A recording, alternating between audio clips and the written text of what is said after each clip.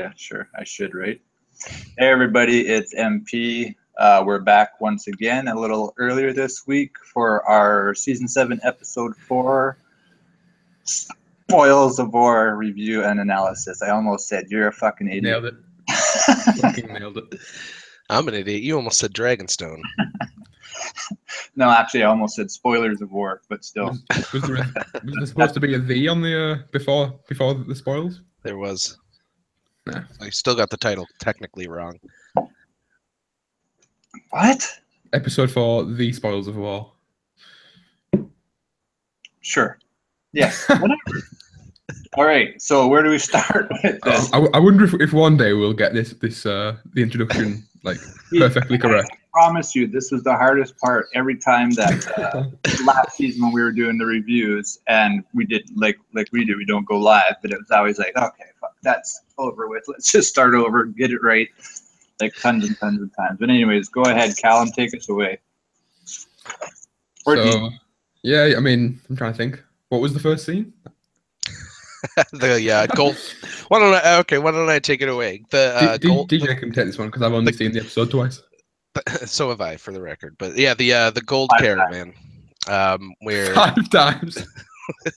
Well, I also saw it beforehand, right? So only 4 times since the episode, but yeah, 5 times in total. It's only been 4 days since the episode, I heard. It's so easy to watch, though. It just flies by so quickly. It was a good one. It was a short one. I think it was only, 50 minutes? They've ever had, apparently. Really? Yeah, shortest episode ever. Shorter than season 6, episode 1? Anyway, It doesn't matter. Go. Yeah, so we pick off with the gold caravan where Jaime pays Bronn for his services. The first question I had in this was from the book reader perspective. Was Bronn, a question for you guys, was Bronn not given Stokeworth in the show? Was he not given... I mean, in the books, we get the idea that he married into the Stokeworth household and then in whatever way managed to kill off those higher up and eventually becomes a lord of Stokeworth. And in the show, I thought I remembered him being outside of what we assumed was Stokeworth. But apparently he seems to have not been giving a castle. So I think what you're referring, are you referring to the castle which he was at which he was situated just prior to the whole Dawn storyline? Just before he went off with Jaime to Dawn, he exactly. was yeah. I think wasn't there a situation with his wife wasn't the eldest sister, therefore they didn't inherit that castle. Which I can't remember fully. And then which is the same in the book. Bronn attached with them, but and has it. But no, he does have it in the show as well. But he was promised a bigger castle and another wife by Jaime last season if he would join him for his new adventures. Yeah. I guess before he went to Dorne, originally the promise was made then. All right, fair enough. I must have forgotten that. Yeah. Anyone else have something for that? Calum, anything at all? I have a few things from quotes, but nothing much about the whole scene. Are you going to talk about the quote that I gave you today, or are you going to talk about something different? What was the quote you gave me today? The one about the prick. Because I can shut off on that really quickly. Not at all. You go ahead. Yeah. So obviously this is. I'll just preface this by referring you back to the previous episode, I think it was, in which we sort of had a minor discussion about whether or not Cersei would be pregnant again. I can't. I think you asked the question. I think I said I'm not sure. I'm not entirely sure though. You, as far as I remember, seem to think that Cersei would absolutely become pregnant again. Whether or not the pregnancy would be successful, I can't remember. You'll have to obviously go through this when you speak about it. But I just found one quote in this particular scene that I thought gave evidence to the position that she would be pregnant. Some people may argue that I'm reading too much into this, which I feel is a fair argument. Although I do believe that a lot of the dialogue in Game of Thrones is done very much on purpose. And the quote is something I can't remember the exact quote, but it's when Bronn's speaking to Jaime in the scene at hand. He says something along the lines of, one last prick in the balls, or something, relating to that. Did the And Queen of Thorns give you one last prick in the balls? Something. Yeah, like and I feel that could definitely be interpreted as evidence to suggest that they're going to have Jaime and Cersei have one more child left for them to give birth to. Whether or not you agree with that, Duncan, whether or not you agree that supports your position is something that you'll have to answer. And I think now is a great time for that. Yeah, no, absolutely. And I sort of think that, like I told you earlier, I didn't actually pick up on that, but I think it does apply. And like you say, just because it's said between Jaime and Bronn referencing Olenna doesn't mean you can't apply it to something else within the story.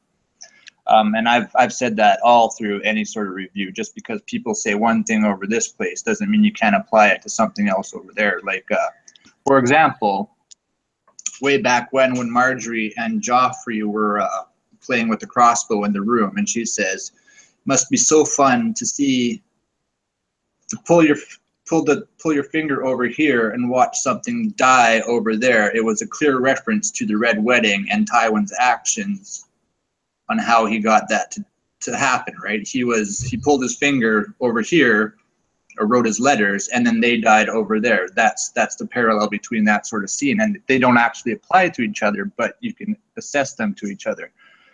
So yeah, no, I agree with that, definitely.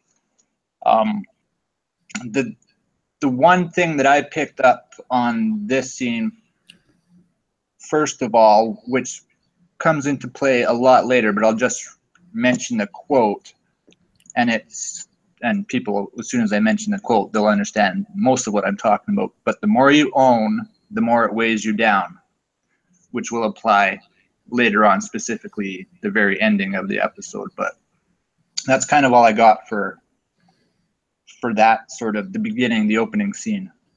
Oh, but I do have two things that I noted from the previously on Game of Thrones that I missed and haven't spoken on.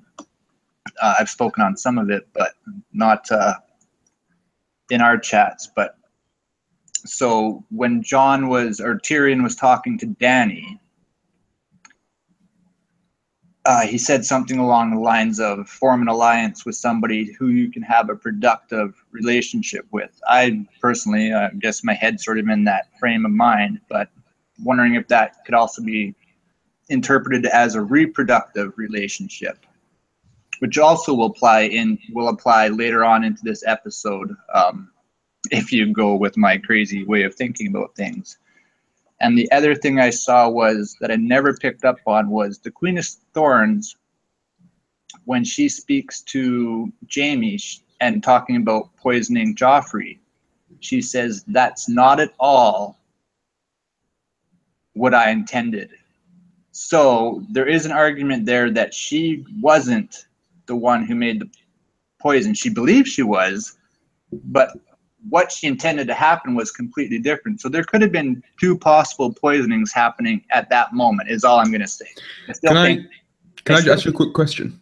Sure. I still think that Cersei is very capable of trying to poison Tyrion in that sort of scene, is all I'm saying. But go ahead. Yeah, just a really quick question. I'm sure you've thought of this, but wasn't Olenna when she was, when she said she didn't think it would happen or like that or whatever, wasn't she referring to the way in which the poison would kill them? So like she wasn't expecting like the writhing pain and so on, as opposed to the actual poison itself.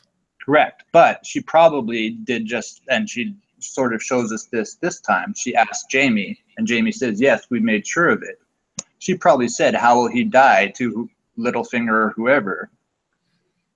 And she expected something completely different than what she saw. So there could have been two different poisons at play, is all I'm saying. Yeah, no, I see what you're saying. DJ, you got anything on this this card scene? Nope, that was it. That was it for me. Moving along. What was the next scene? Next scene was the Tycho Cersei discussion, the Iron Bank. All right, yeah. Yeah. So the one thing I noted here was it was kind of weird watching this the first time because they foreshadowed so heavy about the gold. several times in the scene about the gold making it back to King's Landing, you know, as soon as the gold is back, et cetera, et cetera. But if we were paying attention, we could talk about this later too. Randall Tarley does confirm that all the gold passed through the gates of King's Landing. So I just thought it was weird that they foreshadowed so much about that. Because I was assuming they were foreshadowing that it wouldn't make it, you know, make it to King's Landing, but it clearly does. So it looks like Cersei may get her golden company after all. Yeah. So was it entirely just produce and harvest that Dany was destroying? Because there were quite a few carts that were present during the battle that obviously she did destroy. Randall Tarley, word for word, said all of the gold. Oh, yeah, I'm not saying that all the gold didn't make it. I'm just asking what you think Dany did destroy in the battle, because there was definitely multiple carts that were destroyed. I'm assuming they were filled by harvest or whatever. It was all food and drink. Is possibly equipment too. You know, they did have the well, they call it a scorpion, but I'm pretty sure that it would be scorpion last week too. Yeah, but you know what? I'm pretty sure I actually looked it up. I'm pretty sure it would be considered a ballista, but yeah, I think a scorpion is a ballista. No, no. A scorpion is basically a large mounted crossbow, and a ballista is more of a big catapult that launches spears, which is what I would say that was. But whatever, semantics aside, Sure. They clearly had other stuff besides food with them. So yes. Yeah, I thought it was a great scene, and I feel like there's something to be gathered from it, but I don't really have much.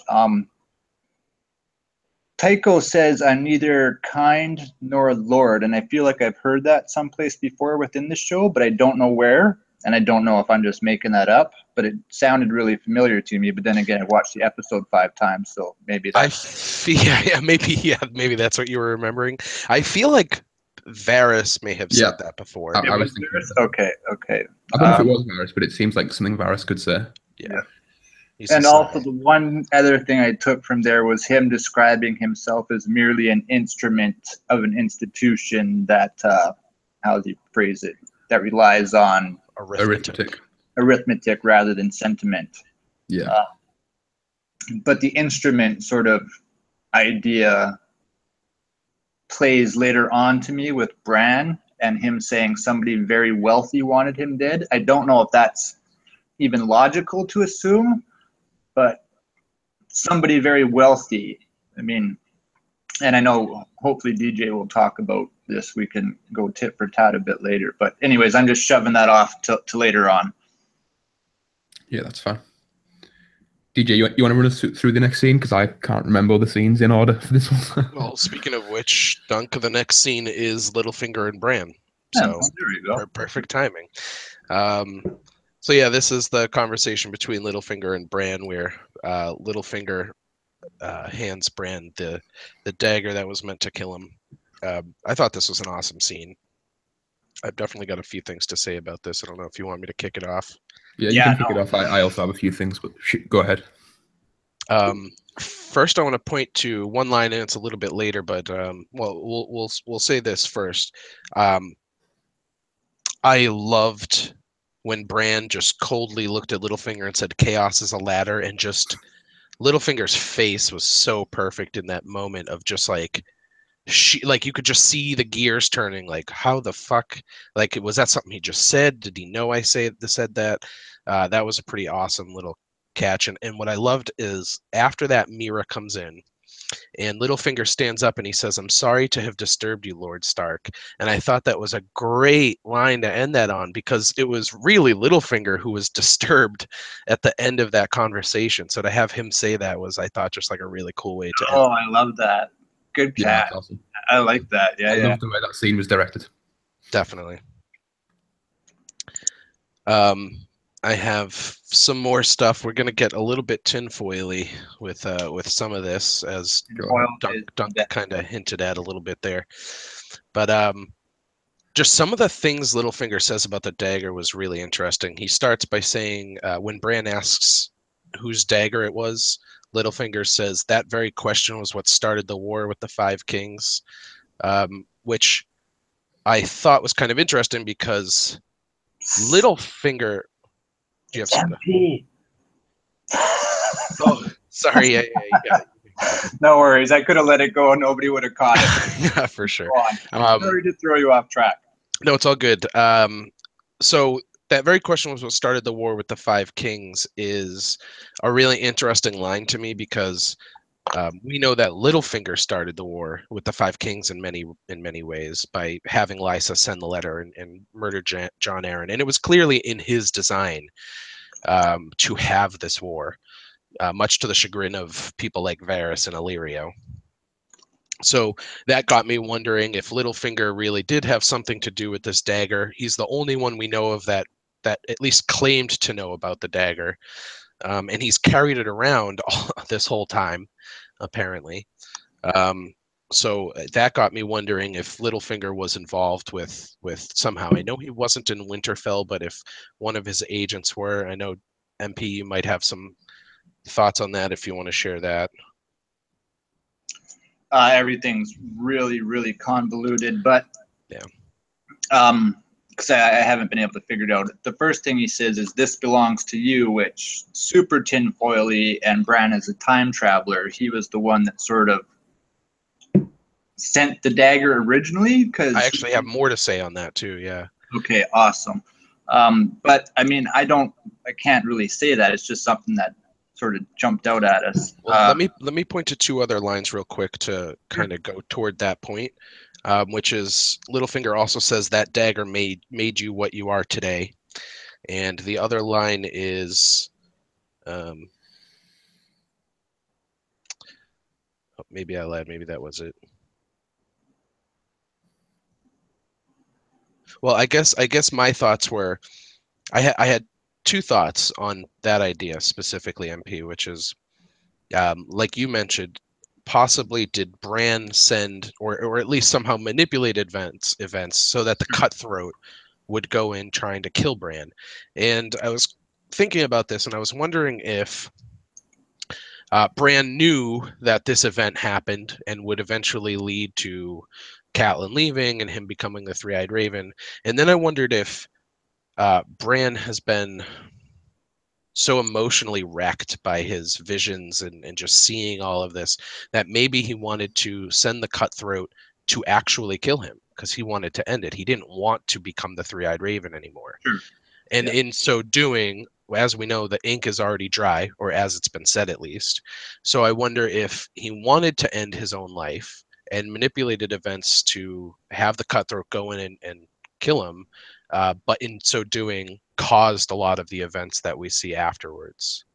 Yeah. Go ahead, Calum. I was just going to say that would be interesting to add on. Some people have a theory that the Three-Eyed Raven is sort of like one perpetual being, in that it's the same person, like sort of reborn over and over and over again. So one thing that would be quite interesting in that sense would be if that was the case, and I'm not saying that I agree with that, although some people have conveyed it rather convincingly. If that is the case, then you could argue that the only way in which to break that chain would be to have Bran die before he becomes a Green Seer, thus breaking the chain.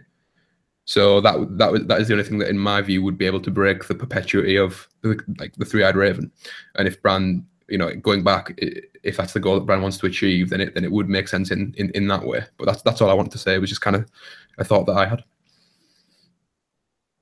Now I'm pulling a Calum, and I forgot something that I wanted to say. Shit. So anyways, in regards to, oh crap, I got a pop up here from iTunes. If that's not the case, first of all, which doesn't really matter, I'm just wondering if Tycho's plans, in his own mind, if he's sort of like a Littlefinger character, and the connection between those two is Tycho and the Iron Bank have their own designs on what Westeros should become, versus Littlefinger manipulating things his own way as to what he thinks Westeros becomes. Just separate versions, and maybe the connection was sort of that way. Just again, the instrument thing. I know, DJ, later on you're going to talk about a few birds and things like that.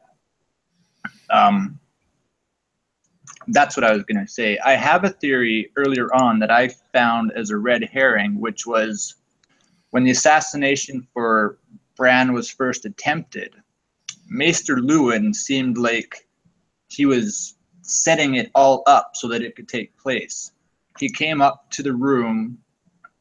He set a signal in the room, playing with the wick of the lantern and made it brighter. So somebody else sitting in a different part of the thing would say, oh, that's the room I have to go to. And then he tried to get Catelyn out of the room to go study things. Therefore, the room's empty and it's just Bran in there.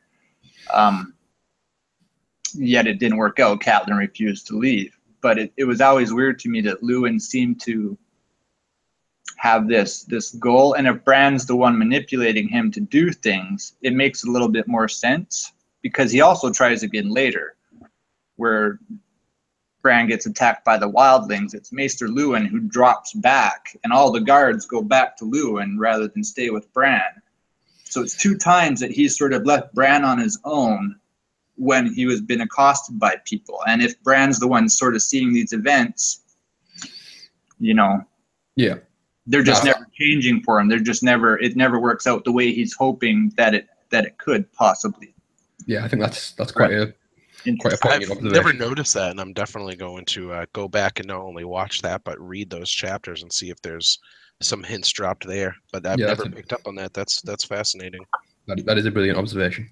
It's in the dark video, the worst video I ever did, where the sound's horrible and nobody can hear what I'm saying, but it's in there somewhere. I would say this too. Going back to a wealthy man wanted you dead, which is what Littlefinger says essentially.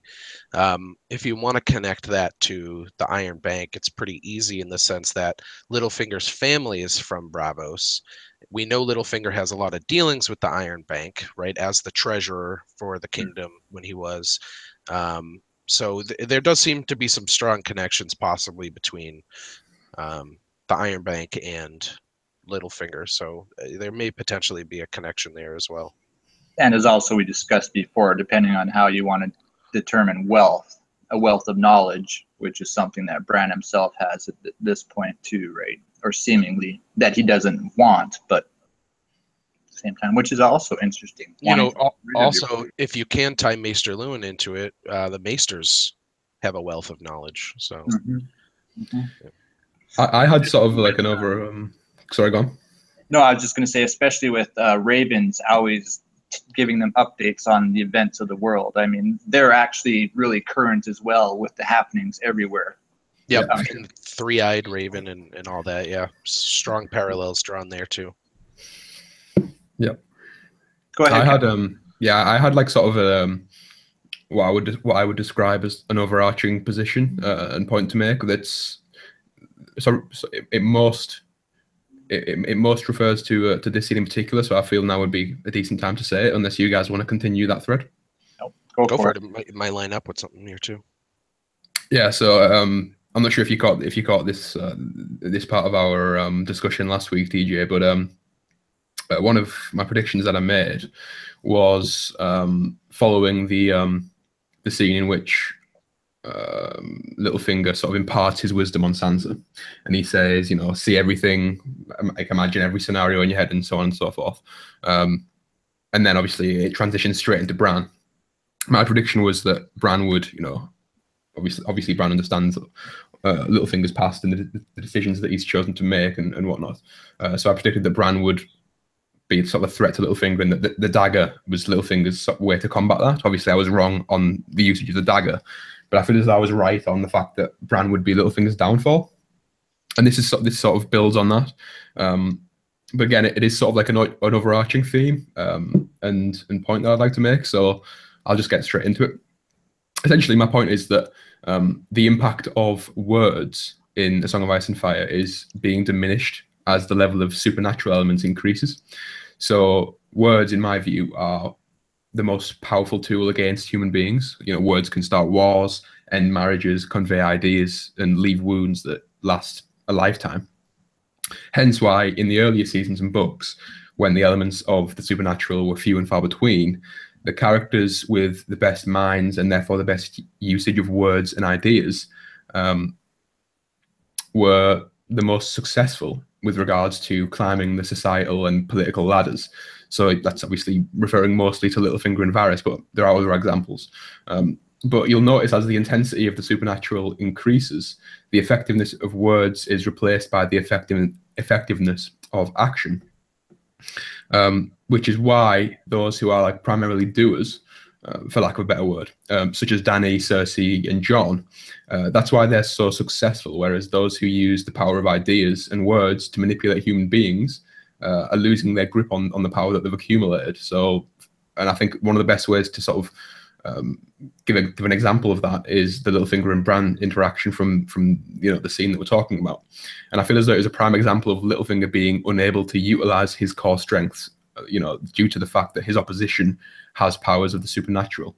And I think this is also mirrored with Varys's interactions with the Red Priestesses. Words have no impact on like dragons or White Walkers or any element of the supernatural. And I could talk longer about this point, but I don't want to take up too much time on it. So I'll just wrap up by saying that due to the prior mentioned points, I think that Littlefinger is my number 2 death prediction for the season, just behind Euron. Excellent. I thought that was fucking brilliant statement, by the way. I think you're right. And George has tweeted recently, or after last season, I think, words are wind, which applies directly to what, because my assumption was that was actions matter, words are wind. It's how you actually act. So I'm in full agreement with what you said there. I would also add Tyrion as a good example of that. Where he's right now, his actions are not as good as his words, and Melisandre, who has had her power essentially removed, all the whispers. Yeah, I mean, I was going to talk about Tyrion, but I didn't want to take up too much time. The one thing I'd say about Tyrion, how he sort of differentiates himself from Littlefinger, is that Tyrion's action, obviously, I agree with you, his words, the power of his words and ideas are diminishing, but his actions, namely aligning himself with a person who can tap into the supernatural, is something that is separating him from the other people in that category, which is why I think he will survive. Who's that? Sorry, I missed that. Tyrion. Oh, I thought you said Littlefinger for some reason. Okay, yeah, no, cool. Yeah. Yeah. I have one last note on this scene, so MP, if you have any more. No, I don't think so, but I'll probably be able to add something. Go ahead. I was just going to note that at least twice in this. So after Littlefinger says, "Sorry to have disturbed you, Lord Stark," Bran replies, "I'm not Lord Stark." Mm-hmm. And then later when he's talking to Mira, she says, "Bran," and his response is, "I'm not really, not anymore. I remember what it felt like to be Bran, but I remember so much else now." And I just wonder if the meaning of those words. I mean, it may be just purely metaphorical, but it's definitely supposed to at least represent. Besides losing his humanity, I mean, he's essentially not Bran. When you live through other people's eyes, in some way, it almost seems like he's just an amalgam of all these personalities and all these perspectives that he's gotten since he became the Three-Eyed Raven. Yeah. No, I think that's generally the core of what they're going for. I will have to add, because I think it applies to personal theories, when he says, "I'm not Lord Stark," he's actually referring to his last name. He's not technically a Stark, he's technically a Snow. If you want to argue that. Well, I do, personally. But he said this twice now. He's like, he said it once in the last thing. And then he says it clearly this time by saying, "I'm not Lord Stark." But I agree with you when he's talking about, "I'm not Bran anymore. I remember what it feels like to be Bran." He doesn't say Stark when he says that. He just says, or no, maybe he does. He doesn't. He says Bran. Yeah. Okay. I remember what it felt like to be Bran. Yeah, but I remember so much. No, I wrote the quote, actually. He says, "I remember what it felt like to be Brandon Stark, but I remember so much more." He said the full name. So he does say it. But still, he's using the Stark name. And now arguably he's no longer a Stark because he knows something that we don't know yet, but he remembers so much more. And I agree with you. That's everything. It's when you're living through, you can't be that person anymore because you're kind of, I put him and Arya sort of in the same category, but Bran, he knows both sides of people's sort of thinking. If he's getting into brains, like he knows, he could say, well, I understand why Cersei is doing the shit she's doing. I empathize with why she feels like that, because if he's in somebody's head, he knows their motivations for acting the way they do. Whereas when we see somebody coming at us, we don't. We just judge them on ourselves and how we're relating to that person. But if you can get inside of them, that changes things. Which let me go further with that and say overall, the idea being, as we know, Bran is the first POV chapter in the books, and he'll probably be the last, I would guess. That Bran, in a very direct way, is a representation of the audience, of the reader. Yeah. In the sense that, and I've always talked about the comparing the show and the book, is in the books you really get into a character's head. So people like Cersei, or even the Theon, people like that, who are detestable in many ways, but who you do sort of understand to a certain point. You sort of get an understanding of their motivations and how they've been mistreated and why that leads to them then mistreating others. And we're seeing that, I think, unfold with Sansa. She's been mistreated, and now I think that she will eventually start passing that on to others. Well, go ahead. No, I was just going to just say that I think Bran very much is a representation of that idea. No, and I agree. And the example I'll give you is, once again, that where maybe not his first chapter, but the first chapter where he climbs the tower and then gets pushed off of it. They basically described, essentially, briefly, the whole entire story and how it goes around and around, but it's got different levels. And you start off on one level, you can run around and climb, but when you get to the end, you're back down at the bottom but you're going up the whole time, but yet when you end, you're down at the bottom. And it's a neat thing. And he says that, I don't want to go near the heart tree. I could do it. It would be quicker to go this way, but instead he goes around the long way rather than the simple route, which I always took as a metaphor for the book reading experience in general. You got to take the long way. I would also add probably the book writing from George R. R. Martin's perspective. He could simply write the themes, right? If the theme is, whatever, pick a theme in the series, he could just write, here's my thoughts on the theme. But instead he writes this elaborate story to get those themes across in a much more personal sense. No, I absolutely agree. Quick question. Do you guys feel as though Bran and his powers are the same or similar to the three-eyed raven that preceded him? Or do you think it's two entirely different powers? Do you think that Bran has more power or similar power, or do you think it's entirely different? Seems... Because I had an observation that, to answer my own question, but I wanted to get your guys' thoughts first. Do you want us to answer first? Yeah, I was going to say, I consider them to be very similar powers, but it seems like Bran has a greater power in that sense. He seems to be able to do more. Yeah, my argument to that is, as the world gets older, and I think it applies to our world as well, you get more general knowledge of how things work.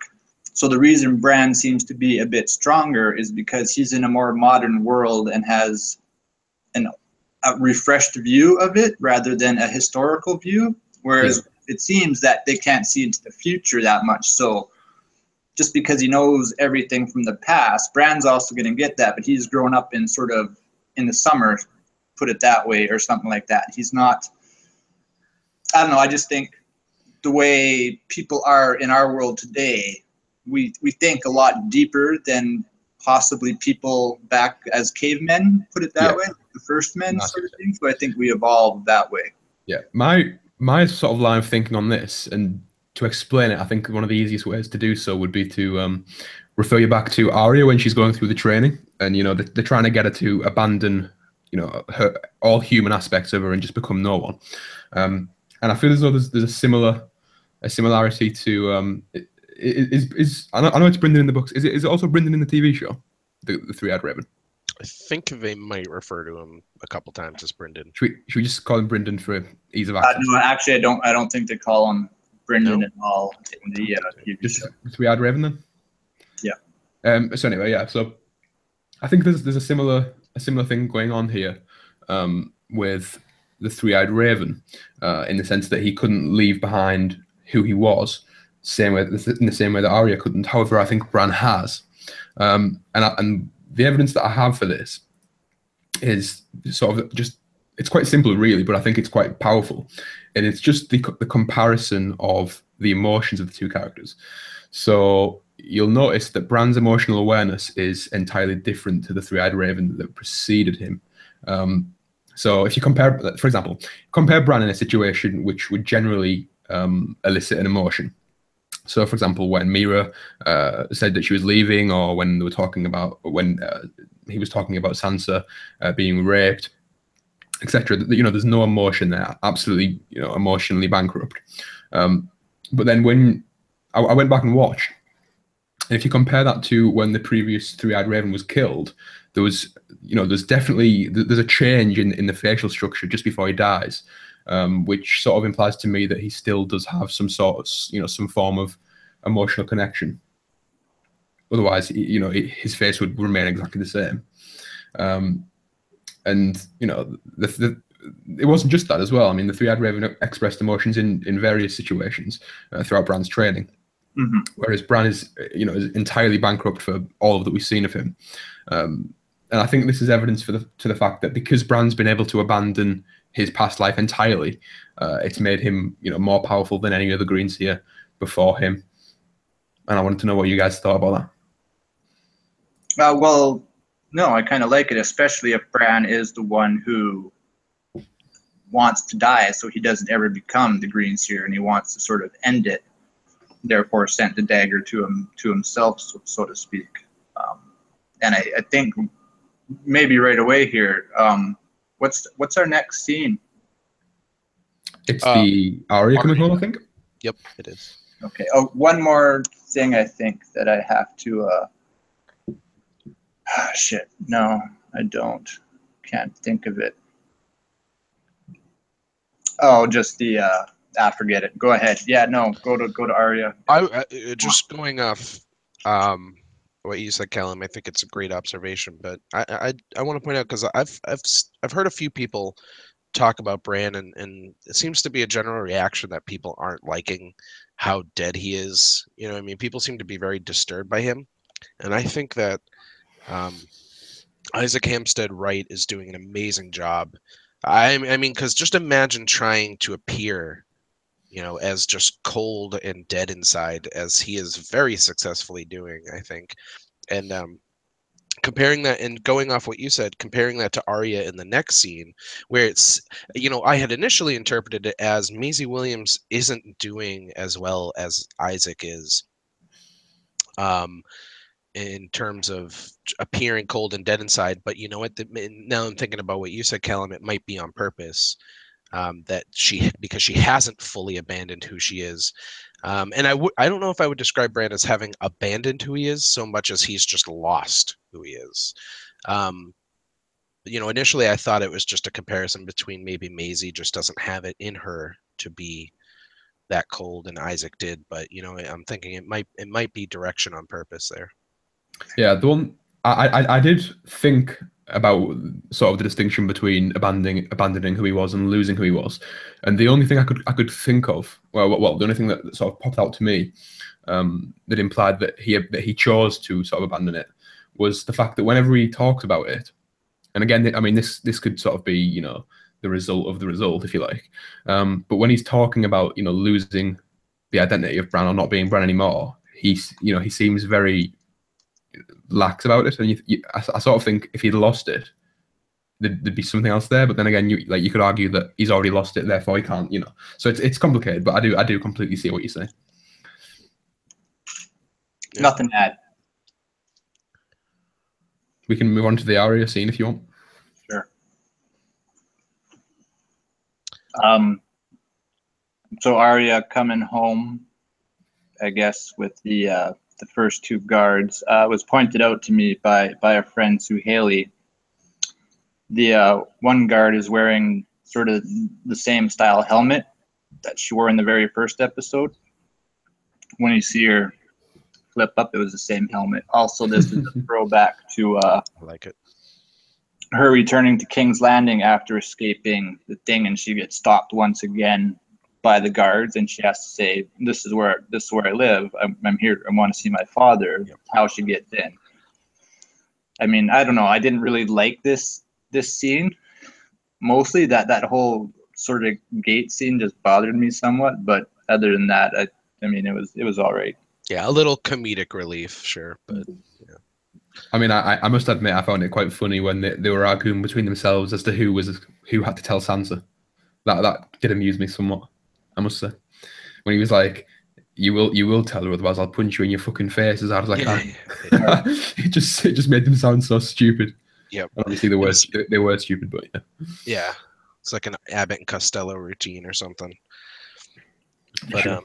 yeah. I next note I have skips down to when Arya's in the crypt. So if anybody has something before that, No, go right ahead. No, I don't.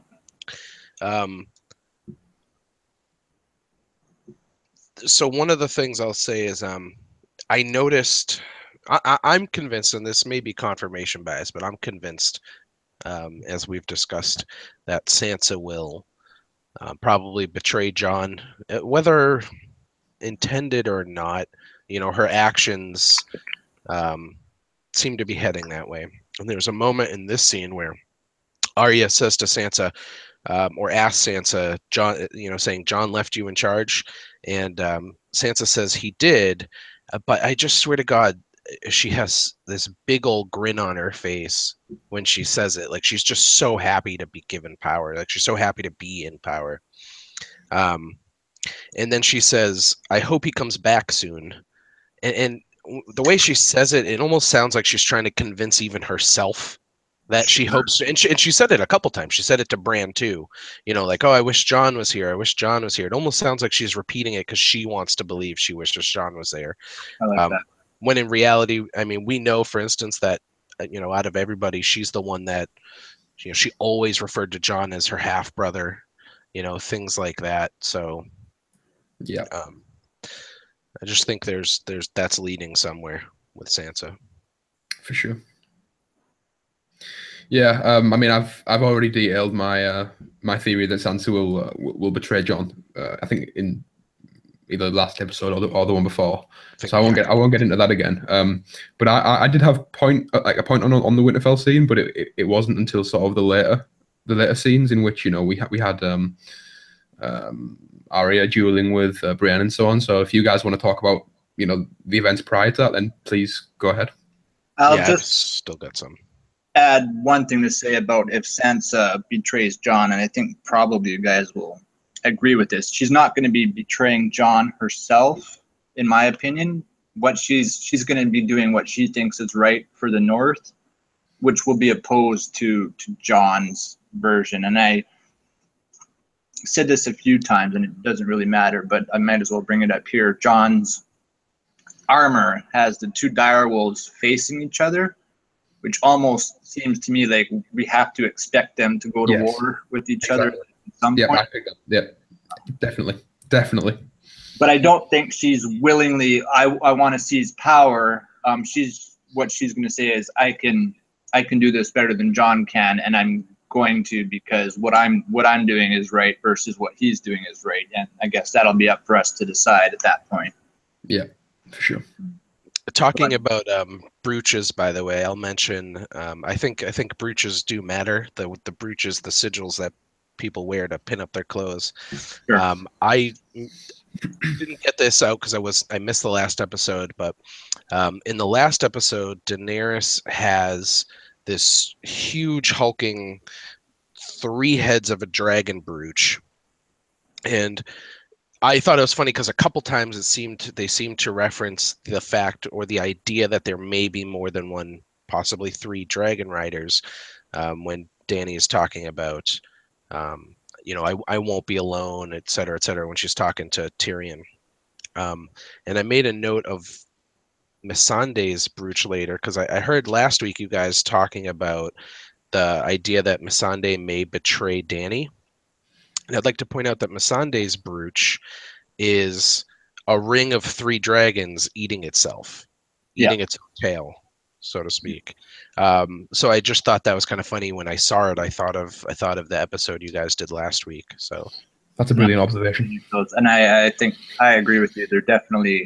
They mean something. Even Sansa's jewelry, it used to have the block in it. Now it's just the ring, which I don't really know. Well, I kind of have an idea of that. Did you notice how much they made out of the sound of the chains every time she walked, by the way?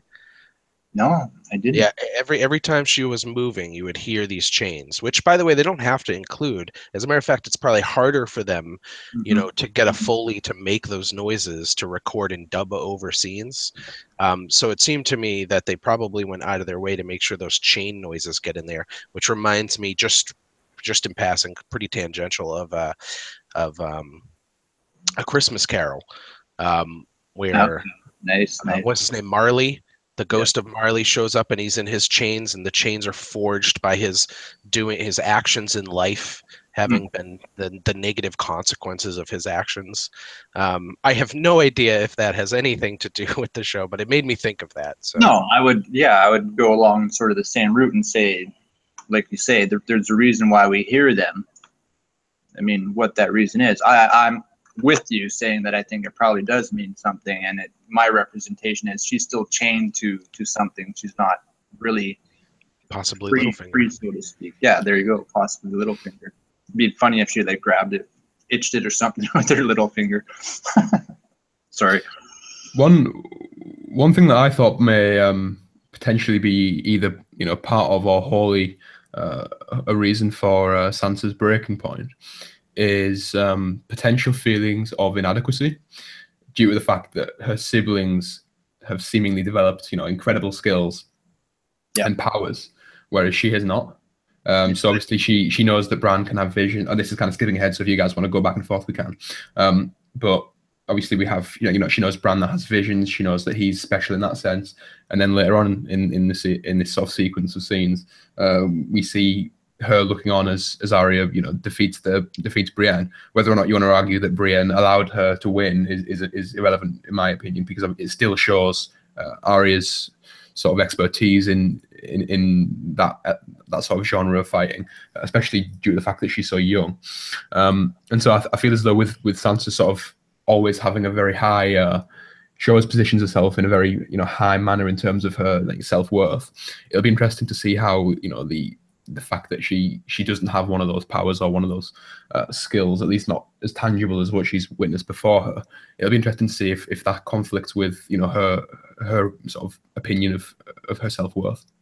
Let me jump in here quick before you. I have some stuff too. Yeah, but no, go ahead. I figured you would. No, I think it's definitely apparent, especially later on when she sees Arya fighting, that she's, oh shit, like somebody else has learned all these weird special things, and it's still me. I think DJ will mention this, so I'll leave it up to him. But I do, and if you don't, I'll jump back to it. But I do think Sansa is feeling that, because I don't think she's necessarily in tune with herself and what she's capable of yet, and so she's still judging herself now in some way. Maybe that's what the chain represents. She's not embracing something. She's chained to something. Go ahead, DJ. Going off Sansa's jealousy, I have a couple things. One is I actually went back and I watched, because I made note of this when Bran first got back to Winterfell and Sansa hugs him.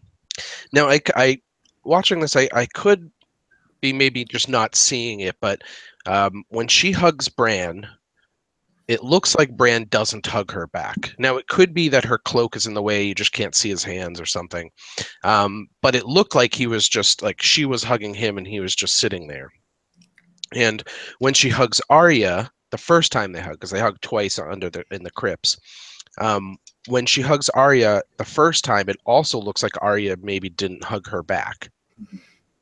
And later, when Arya hugs Bran, they hug each other. They both hug each other, and it actually flashed to Sansa's face while they were hugging. And it like going back to what Calum was saying, it just seems like there's a certain level of jealousy, not just because of the abilities they both seem to have, but of the relationship that they seem to have that she has had with none of them. And she's never really had a fulfilling relationship with, any of her family members. So and when you're talking about the Brienne scene where Arya is fighting, Sansa just stands up there watching, and she just looks. I just get an impression of jealousy there too. I don't want to skip ahead too much, so we can wait for that scene unless you guys want to talk about the Arya Brienne scene. No. What else do we have beforehand? Yeah, I still have some other stuff, so we can save that one. Yeah, go to whatever you want to discuss. I still have stuff on the initial one, but sure, I want to just touch base with you before. You don't have to get into it now. You can get into it whenever. But are you going to mention anything relating to Sansa and what she's possibly capable of? Well, yeah, I should preface that by saying that James and LaDonna are the first people I ever saw talk about absolutely Sansa's potential ability, because all the Starks seem to have some ability. I mean, first of all, they all seem to have at least some wolf dreams, wolf skin changing, warging, whatever, that kind of thing. Sansa's ability in the books, especially, I mean, you can't really see it in the show, but in the books, she definitely appears to have the ability of empathically linking with people and reading deep emotions within people. Many times you see her with the Hound, and she senses the Hound crying, and he might, whether he is or not, it's dark, but she can sense him, the true and the sadness in him. There's one great scene where she first meets Ilyn Payne, and the Ilyn Payne thing is a separate topic, but when she first meets Ilyn Payne, the book describes it so viscerally. It's like she sees Ilyn Payne for the first time, and it's described in the book as this overwhelming, terrifying feeling. She freaks out, and she starts to and Lady starts to growl, and she backs up and bumps into the Hound. But go back and read in the books when she first comes across Ilyn Payne, because she just gets incredibly overwhelming emotion, a terrifying feeling from him. So I think that she probably does have some ability to empathically link with people. Yeah, DJ and I had a romantic date the other day, which you jumped off from, and DJ read me a story, so I'm very familiar with what he's talking about with Ilyn Payne. But yeah, no, that's absolutely a great fucking scene. It's beautiful. She's just, yeah, it's so strange. I actually think the book describes it as the most terrifying feeling she's ever had. Is I believe the way the book says it is something along those lines. Just a guy looking at her. That's it.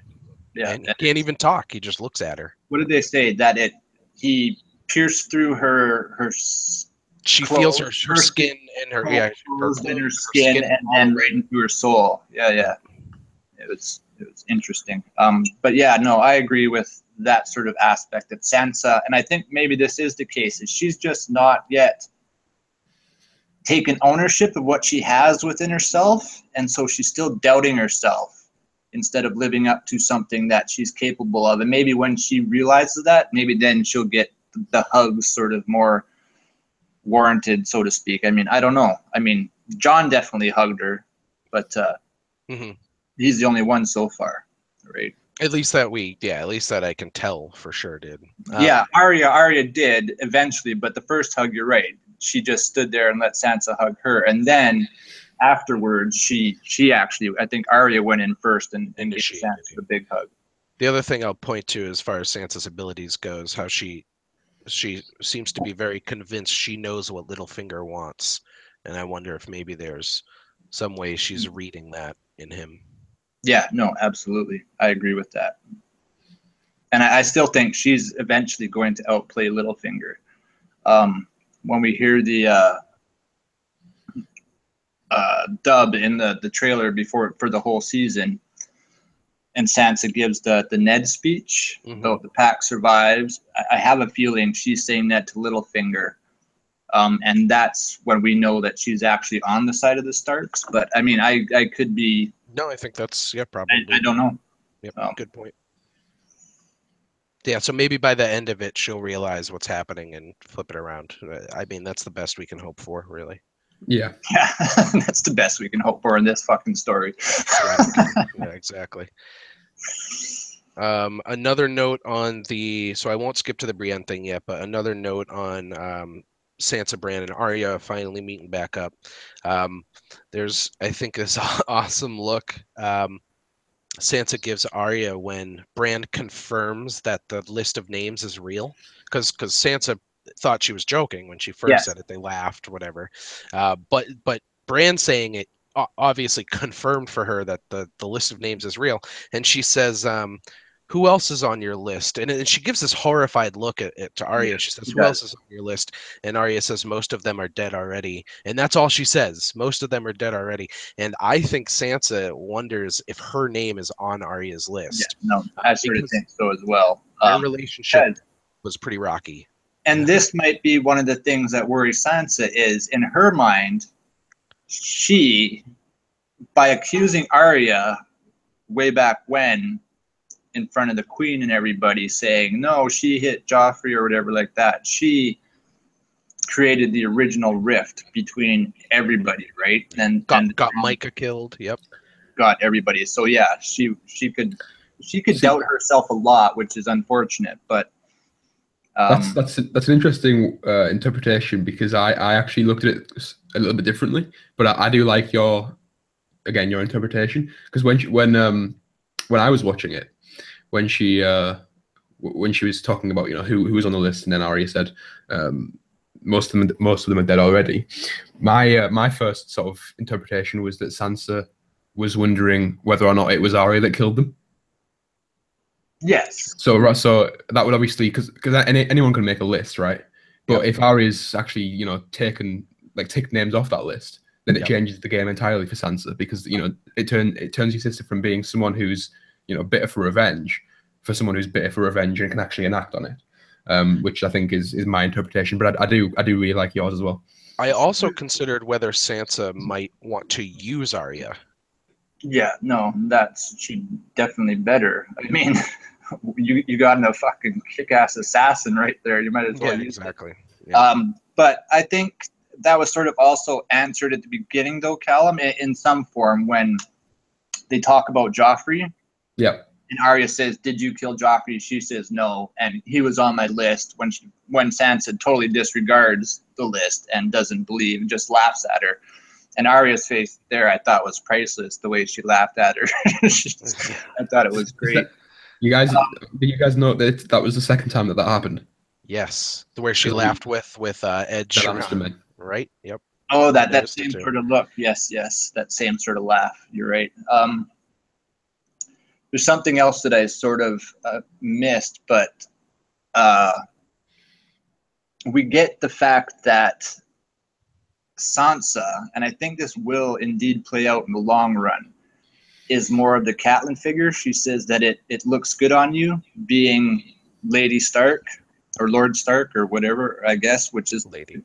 the Catelyn sort of figure, which is something Arya never wanted, but she's willing to put Sansa in that thing. The other thing I noticed was Bran, talking to Arya, did not know which way she went. So he either stopped looking or lost concern with her, but he's like, "Oh, you did come home. I saw you at the crossroads. I thought maybe you were going to go to King's Landing." So he didn't actually know which way she was leaving. So can I just quickly... I'm so sorry to interrupt you, but I think that was done on purpose, because, again, it goes back to what DJ said regarding Bran being the first chapter and therefore, you know, representing the viewer or the reader in the book's case.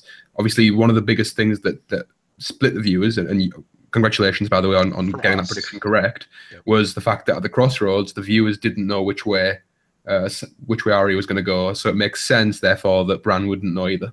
No, that's perfect. Just wanted to add that in. Perfect way of putting it. That's absolutely a perfect way of putting it. And I totally agree with that. But I also think that it applies with Bran. He doesn't know everything. But yeah, no, I think that's exactly what they're sort of going for, the way DJ said. So I think that's it. And I love that you added that in there. I think that's great. Well, thank you. Well, it was Calum that saved your ass there. Yeah. Thank you, Calum. We're a team. All three of us are a team. Yeah, exactly. There we go. So another quick thing is in questioning why Littlefinger would give Bran the dagger. Sansa says he's not a generous man, but going back to what I was saying earlier is he's not a generous man, but he is a wealthy man. So I just wonder if there's something there. That's cool. That's cool. No, I totally missed that. Well, she didn't say that. No. Let me clarify. Nobody said he is a wealthy man. That's from me. But it just struck me as weird. He's not a generous man, but we know he is wealthy for sure. So, just a quick little line on that. I also my note there was that he will never give you anything unless he knows he's going to get something in return, and that's what I'm assuming that's foreshadowing Littlefinger getting something back at some point. What it is Littlefinger's after, I have no idea. Yeah, or at least attempting to get something back. Yes. Yeah. Yes. The other line. Oh, go ahead. If I think this just quickly refers back to my previous point. If Bran didn't have elements of the supernatural within him, and if Bran was human, then I think he would get something back. But I think that because of what I've said before, this will be the turning point where Littlefinger doesn't get anything in return. Is my prediction. Sure yet. I still think he's going to at least get something that he thinks he can use that will go against him. But he's going to get something that will think. Actually, I have something to say on that. If I can just skip a little bit, so just quickly back to it's a quick point to the Brienne scene. Is Sansa looks over the Brienne fight and she, to me, appears to be jealous. But there's this look between Baelish and Arya where Littlefinger looks very pleased. He looks very pleased with what just happened to me. And I wonder if Littlefinger is playing the Stark children off Sansa, right?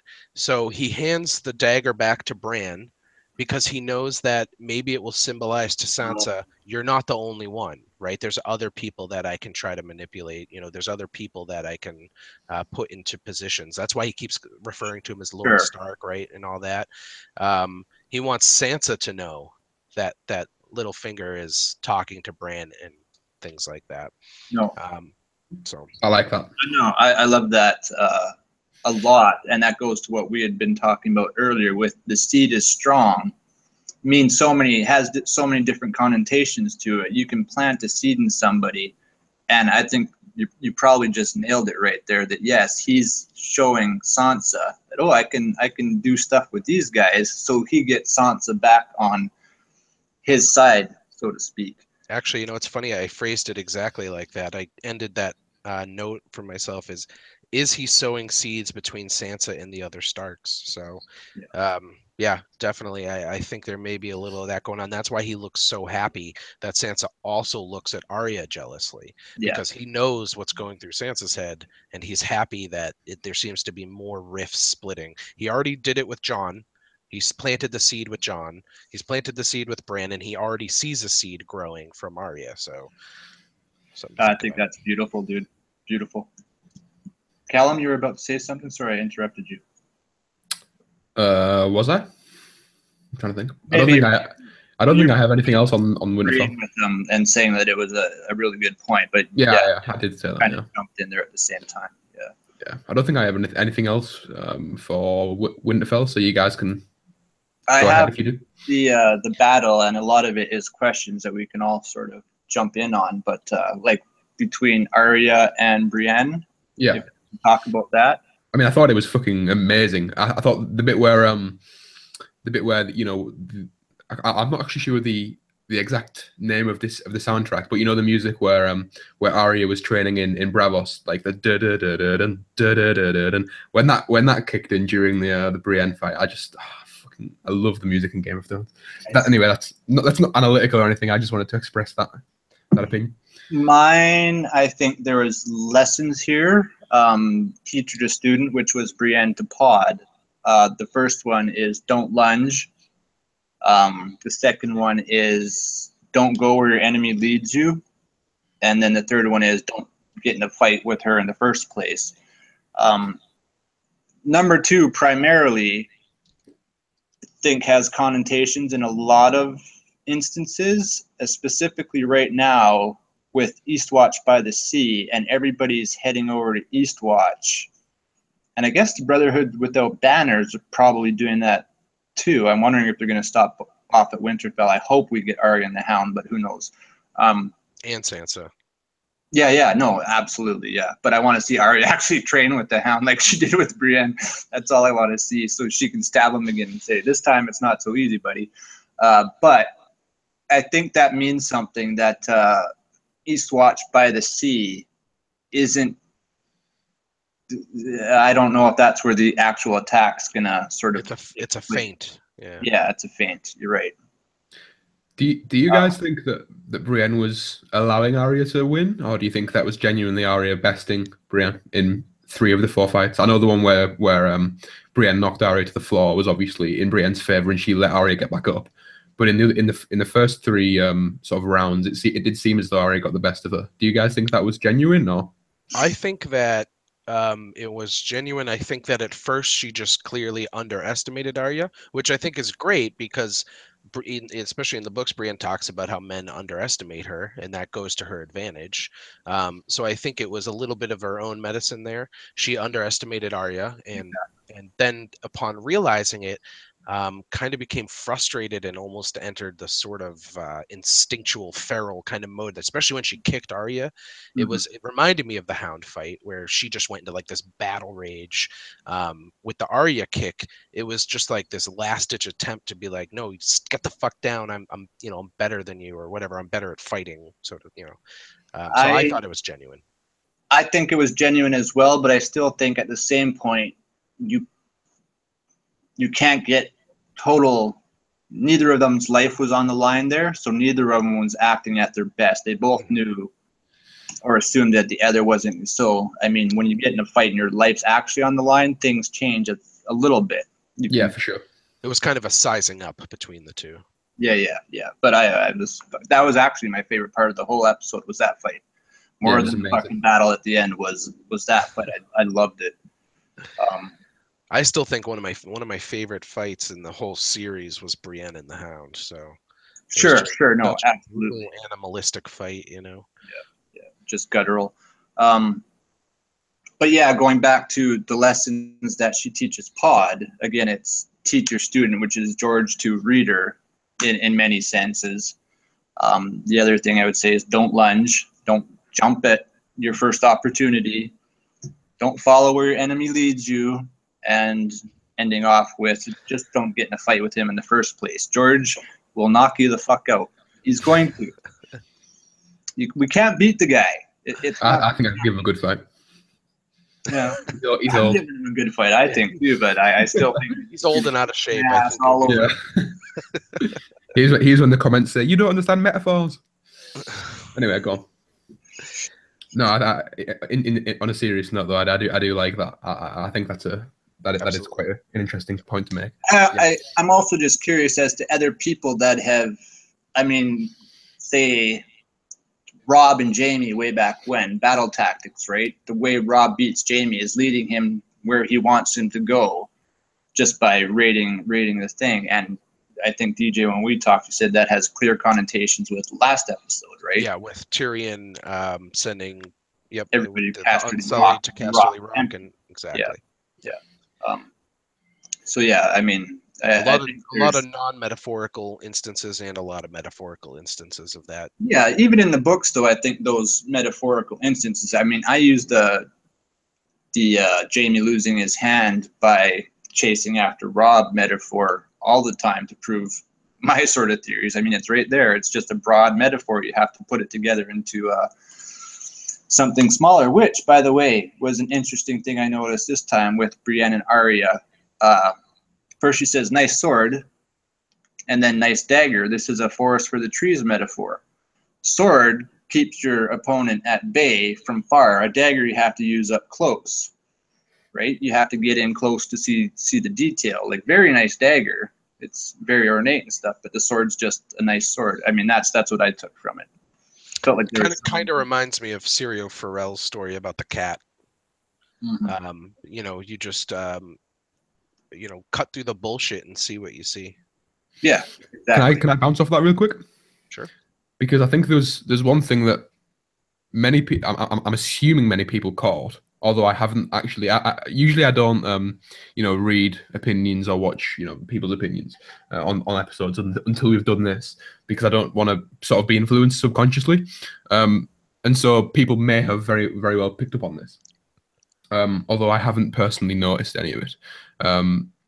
Which is that, you know, there's always been sort of a rumor going around of Syrio Farrell being one person with Jack and Hagar, right? That, you know, that isn't a new theory by any means, but I think it's kind of treated in the same way that Clegane Bowl was treated, in the sense that, yeah, it sounds cool, it'd be nice, but, you know, is it just a bit ridiculous?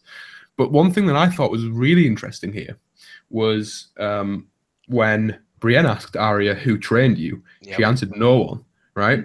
But she was fighting in the Braavosi water dancing style of fighting, which was how she was trained by Syrio. She wasn't trained to sword fight by Jack and Hagar. Jack and Hagar trained, and the Waif arguably trained her in the ways of the assassin and the faceless men. They didn't train her in the art of sword fighting. That was Syrio Farrell. And yet when asked who trained her, you know, obviously in the art of sword fighting, she replied with no one. I thought the same thing. Yeah, that definitely stuck out to me. It's good, but I mean, they did have the sword fights in the House of Black and White as well. I mean, not in that style though. Not in the Braavosi water dancing style. Holding it behind her back and everything like that. So if you'll notice, I know exactly what you're referring to. Obviously, especially when she was blind, and the Waif was hitting her and whatnot, and eventually Arya like worked up to fight her off. But that was very much, you know, fighting for survival, and it was a very different style to the style that she portrayed in this scene. And again, the style that she did portray was the style that Syrio taught her. And I think that is significant. Arguably, the style in which she beat the Waif, finally, we don't get to see it, but when she chopped off the candle and it went black last season, I think was the Syrio Farrell style. So maybe that's what she used to beat the Waif eventually, which is interesting in itself too. Yeah, for sure. Because she looked very meditative and relaxed when she was about to. She embraced whatever was about to happen. No, very good points. I like that. I didn't pick up on that at all. I mean, I knew obviously she was fighting like Syrio Farrell, but I didn't put any sort of thought. I just thought they were always the same. You guys got anything else on Winterfell? Or? I have one last note. I know Go right ahead. MP knows this one too. Yeah. I'm going to put on my tinfoil hat for this one. I've had this idea stuck in my head recently, and it's not an idea that I hold as, hey, this is definitely what's going on, but it just, there's a few threads that keep sticking out with Littlefinger to me. And I think I may have briefly mentioned them in one of the videos, the idea that Littlefinger, as a matter of fact, you read my notes last week, MP, about whether Littlefinger either has some sort of green sight or is the agent of somebody with some sort of green sight, something along those lines. And there's a few instances which stick out to me. And in this episode, one thing I noticed was when Littlefinger sees Arya and Sansa pushing Bran through the courtyard, he has this weird look, and then it goes close to him and almost looks like he's leaning next to a cage where you just hear ravens cawing. And it almost looks like he's leaning in, like listening to it or something weird. Now, could be totally tinfoil, because all I have are these little things like that pop out to me, but it's just something, because I've had it stuck in my head, there may be a sort of confirmation bias, but little things like that keep sticking out to me in regards to Littlefinger. Sure, but it goes back to last season as well, especially if you are under the impression that Sweet Robin is Littlefinger's kid. When he gets the bird T-Baby last season, we talked a lot about Sweet Robin's fascination with the bird. And again, that's a sickly child, which every child we know that has these sort of things hasn't been whole. Like Bran had to get pushed. Seizures, stuff like that. Jojen was a sickly child. Sweet Robin, if he is a sickly child. And so, yeah, there's that. And I did notice it too. We spoke about it. I was hoping that you caught it. And I probably caught it because of the notes of yours that I read last time. But yeah, no, I once again, there's a reason why we hear those fucking ravens at that point. I mean, it just has to be. There's no other reason to include them. And again, earlier, as soon as we go to Bran, we hear a raven chirping in the distance as well when Arya is about to meet Bran, and we see them just as they're walking up to him. You can hear ravens again in the background. So you put the two together. I mean, why not? Yeah, and with his connection to that dagger, and he even says that very question started the war with the Five Kings. That dagger made you what you are today. I mean, I'm not. Again, there's sort of all these little independent threads, but I just wonder if Littlefinger has some deeper connection with Bran that maybe even he's not aware of or something. And it could be arguably that when Littlefinger says chaos is a ladder, it's not Bran knowing he said something. It was Bran who gave him that thing to say in the very beginning. Exactly. Right. Which, by the way, if anybody's in chaos right now and climbing through the chaos, it's Bran with all the information that can't be fucking easy. Trying to sort it all out like we are reading these fucking books. It's once again, it's so much information. It's just chaotic trying to figure it all out. And Bran is known for climbing, or he was anyway. Absolutely. And Cat, at one point, he has the vision where Cat says to him, "Don't climb, Bran. Don't climb." So, yeah, everything's piecing towards something quite like that. So I don't think it's crackpot, really. I think it's definitely a logical, something to look at. I would say that it's reasonable to investigate, but not reasonable to conclude that. Yeah, exactly. Is, in other words. But yeah, cool. I mean, that's it for me for all the Winterfell stuff. So then what do we move on to there? Is it Dragonstone? Is it? Yep. Dragonstone? Yeah. So we have does it just kick off straight away with Dany walking down the stairs with Missandei and then straight into the cave? It does, yep. You got anything on the Dany and Missandei thing? Because if not, I'm gonna go straight into the cave. Cool, because I got a few things on the cave too. I actually have screenshots, so if you mention a drawing, let me know, and I'll see if I can pull it up and share it. My point is just prior to her going in the cave. So if you guys have anything, go before the cave. Go before. Yeah, but I mean, if you guys have anything relating to the conversation between Daenerys and Missandei, then speak now. Go for it. Okay, so one thing that I always like to sort of observe and then obviously point out on this show, particularly, although not intentionally, with Daenerys, is sort of the symbolism that her scenes portray. So obviously in our first review, I'm not sure if you'll remember, but I pointed out the symbolism of her sort of running a hand through the sand and then again on the table. And I felt as though there was a very interesting piece of symbolism going on here, namely Jon bringing Dany down to earth, which I thought was quite interesting. So I like that. That's really cool. And I feel as though, obviously, physically and literally, Jon is bringing Daenerys down from where she sits, her perch, down to earth. But obviously, metaphorically, that can be, he's aligning himself with her, and bringing her down to the level that he's on, both, politically, societally, and also, epistemologically, because obviously now they're sharing the knowledge of the dead.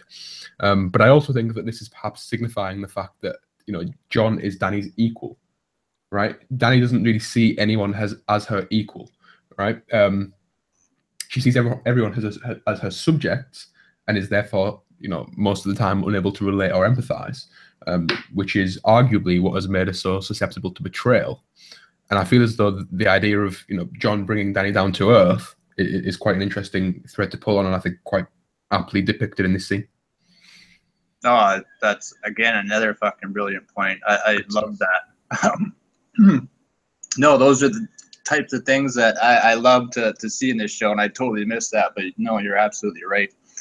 That's fucking beautiful. Dig it. You guys can go straight into the cave if you want. Yeah, let's go straight into cave. One thing that I want to make sure we talk about is after the cave, I think, which I don't know when it is, when Jon and Davos talk to Missandei. Is that after the cave? Yes. Yes, it is. Okay, let's go to the cave then. Okay. Can I just say one thing real quick, since DJ mentioned the individual icons? Symbols. The one I didn't pick up too much on the individual symbols, which is why I'm sort of getting this out of the way now, so you guys can go more in depth. If I'm fairly sure that you guys have a decent amount to say on the symbols. But sort of the only thing that really jumped out to me was that one of the symbols was sort of like like an overarching spiral, and it was the same shape in which the White Walkers left the dead bodies back in season 1. Oh, I'll get there, my friend. Yeah. So I thought there's a connection, obviously, with the children creating White Walkers and so on and so forth. But that was the only thing I had for symbols. So you guys can go right ahead. Yep. Yeah. No, it's good. We'll actually start with one of them. Actually, and it's funny. I actually went back and took a screenshot of exactly what you're talking about as well. Let me pull it up here. So let me pull up these two. So I think the one thing I'll point out is that it isn't a spiral, though. Let me screen share here. MP, I think if you click on my name at the bottom right, it should stay on the image here. Okay. And when we're done, just make sure to click it again to get off me. Do you guys see it? If you find yourself staring at yourself, just let me know. Yeah. Exactly. Well, I can't see a symbol, though. I can just see Dany walking. Okay, so this is, I'll scroll in here. This is one of the first symbols I want to point out. Do you see it here? Okay, yep. The white circle with a vertical line through it. Yeah. This is very similar to the mathematical symbol for phi, by the way. Yeah. Which is what, the golden ratio?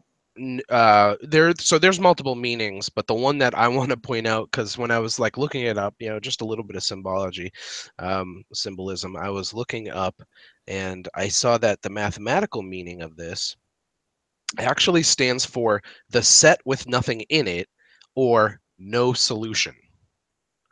Oh, I like that. I thought was really interesting. So that brilliant observation. Yeah, so that is no solution. And what we actually find, Calum, going to what you were saying, is I think that the bodies you're referring to were actually in this shape. If you look at this here, you can actually see it looks, there's no spiral, but there is the circle, and there is what looks like a vertical line going through. Now, it could be horizontal, I guess. It could be more of a theta symbol, but from edge to edge, we see something at least similar to the phi. And so what I took this to represent is, like you said, the White Walkers. The White Walkers, no solution. And then some of the other symbols we get are more of the spirals that you were referring to, right? So like this one here, for instance, and I'll have other screenshots as well where I can point out more, but there's another spiral here. I know it might be really hard to make out. Let me click on my own name so I can kind of see it too. But there's more, I'll keep pulling them out. Can I really quickly show you the spiral that I was referring to? Sure. I probably have a picture of it. Yeah, he probably has it, Calum. I'll just link it in our chat. So if you have it, then that's fine. Cave spiral. There, Calum? I linked it in our chat. Now can you guys see it? Got our chat showing up. Yeah. Yes. Yeah. Gotcha. Yep, that's the one I was referring to. Yeah, that makes more sense. Yeah. Well, that's funny though. So that means we have kind of both symbols going on here from the White Walkers. Originally, what I took the difference between these to mean is we have the phi symbol, and then we have these spirals, which, for the record, always seem to have 8 arms in the spirals. I don't like that. Cave Kraken. But yeah, so that's funny because that's actually one of the things I saw. and I took the spirals to be referencing dragons and the phies to be representing White Walkers, or at least that's kind of where my mind was going with this. But speaking of krakens, there's this one here. This one's a really interesting one, so I'll point out a couple things. In this one, this almost looks like a whirlpool, the spiral. And if you look at the top left here, you'll see what looks like a little boat. Oh, yeah. Right? You see that? So I was thinking, 8-armed spiral. Looks like maybe even some tentacle-looking things going on here, and I was wondering if maybe this has something to do with the Kraken. And we're going really off, I think, off the, No, I think that, well, it almost looks like there's two boats there. One's just kind of faded away, but yeah, no, it looks like a boat. Right. So I thought that was kind of cool. But yeah, I think the overall thing I took away with this is... so if you look at some of these spirals, there seems to be a couple different types of spirals. So we have this whirlpool looking like spiral, which definitely looks like the one you were referring to, Calum. But we also have, let's see, I call it cave dragon egg. We have this kind of spiral, which again has 8 arms. But if you look at it, and MP, I think you might have something to say about this because we briefly mentioned it the other day. Looks like, and I called it cave dragon egg, because it reminds me of the story that was told to Daenerys about there once were 2 moons. One of them was heated up in the sun and cracked and outpoured all the dragons. And I like this because if you look at the spiral arms, you got all these little dots pouring out, almost like maybe little dragons. And you see more inside here, in sort of the embryo. And the general shapes are similar to snakes, serpents of some kind. Sure. The one I was referring to was the other one with sort of the half moon, which I think sort of shows the. I got to say, DJ, I really do appreciate your evaluation and your analysis of these symbols. It's fantastic the work and thought you've put into this. Thank you. Absolutely. So here you have what looks like a half moon or a fingernail moon, as I always call them. To the right. Yeah. To the right, yeah, just the simple line. And then you have what's arguably a sun with a smaller moon in front of it. Now, to go once again back to what DJ just said with the Dothraki, saying one of the moons flew too close to the sun and cracked, and all the eggs or all the dragons poured forth. What you would actually have would be meteorites, right? And I do believe somewhere out there somebody has done a video on this, and it involves Victorian and what he was doing on the boats and stuff. So don't give me credit, but I'm saying that to me looks like an eclipse with sort of like a small moon between their 2 heads there. Just so we know, and then a bigger moon, which arguably could be the sun too because it's bigger. But for this instance, I'm going to say that that's an eclipse. And then you add to the other one that you just spoke about, DJ, of them producing the dragons. Now, this could also fuck up Westeros, or Planetos, I guess, is gravity, which sends it into different seasons from regular seasons, arguably. I mean, I don't know. I don't think George technically knows either, or anybody in the world. But the moons affect the gravity, so if one goes, you would assume that your gravity gets tilted a little bit and things sort of change that way. DJ, you had mentioned something about one of George's books about a comet that flies by. Yeah, so I would probably refer people to Preston Jacobs' channel for something along those lines. There is a book where there is what people assume is a comet, which kind of orbits around and comes back. I don't remember the exact time length, but every so often this comet flies back around this planet. And it turns out in the story, I think it's called the Valkyrin, I believe, something like that. But the comet is actually an alien life form, which uses like psychokinetic, or not psychokinetic, but it uses some kind of psychic power to influence the planet to fight itself, essentially, for the inhabitants of the planet to fight itself. And that's not the only story where he's done something similar to that. Oh, you know what? I think it's called the Plague Star, if I remember. This is all off the top of my head, so excuse me if I don't get all the details right. Preston Jacobs does some great stuff um, about George's other sci-fi work, including the one I'm talking about now. And in all seriousness, I mean, so many elements from his previous work appear and pop up in A Song of Ice and Fire. Sure. So anybody who hasn't checked that out and who is interested, I definitely suggest reading up on the Thousand Worlds series that Preston Jacobs does. We were discussing that this seems to be George's, what'd you call it, magnum opus? Magnum opus, yeah. Yeah, of all of his works put into one story to get his full view of everything, and I think that makes total sense. And we do have the comet in this as well, which the red comet, whether it's alien beings or not. I mean, we see it being studied, and all of a sudden the world's erupting. So who knows, right? And there was one more. So underneath those guys, right there, are the two again. So right under them is the symbol which I took to have something to do with dragons, and the symbol which I took to have something to do with White Walkers, together side by side there. I also wondered if one of the things that occurred to me is the phi symbol, which the one on the right there seems to be an evolution of that phi symbol. So it almost looks like you can see the symbols evolving, right? You have these weird spirals that evolve into eventually this kind of spiral, and you have the phi symbol, which evolves into this kind of symbol. It is almost like the eclipse with like the sun, moon, and then the line through it, like there's two circles. What I also noticed is the line going through it it's on the top. It's a layer above at the top, and it's a layer below at the bottom. It reminds me of the Maesters, the pin they use to pin their robes together, but not sure about that. But what the phi also reminds me of is a cracked egg. Speaking of the moon cracking open and pouring forth the dragons. Awesome, cool. I love that. So I was once again talking with Suhaili, who, can you go back to the other ones that I showed you? A spiral perhaps, and the moon? This one? Okay, well just picture the spiral as well, but she showed this one, and in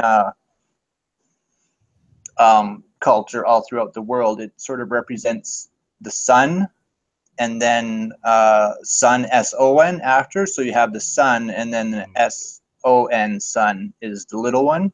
Right.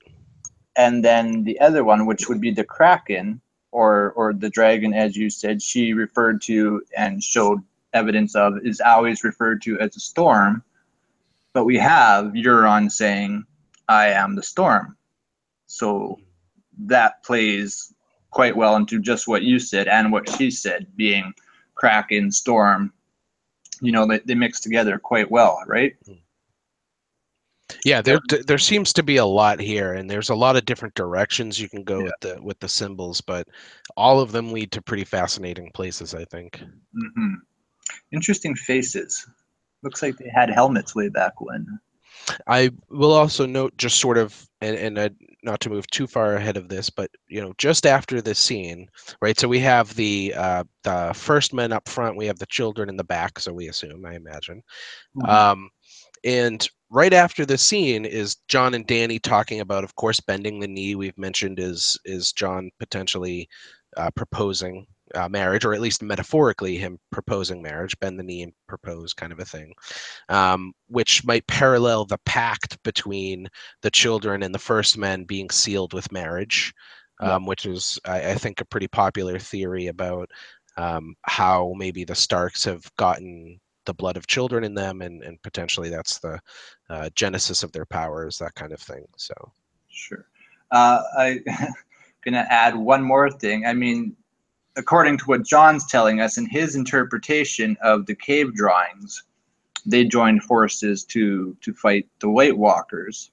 Mm-hmm. But we know from the story that the first men, or the children, turned the first man at least into some form of White Walker type thing. Doesn't mean they created them, but I still think they did. My argument is perhaps Jon's reading this wrong, and this pact is between them to create the enemy that unites everybody against.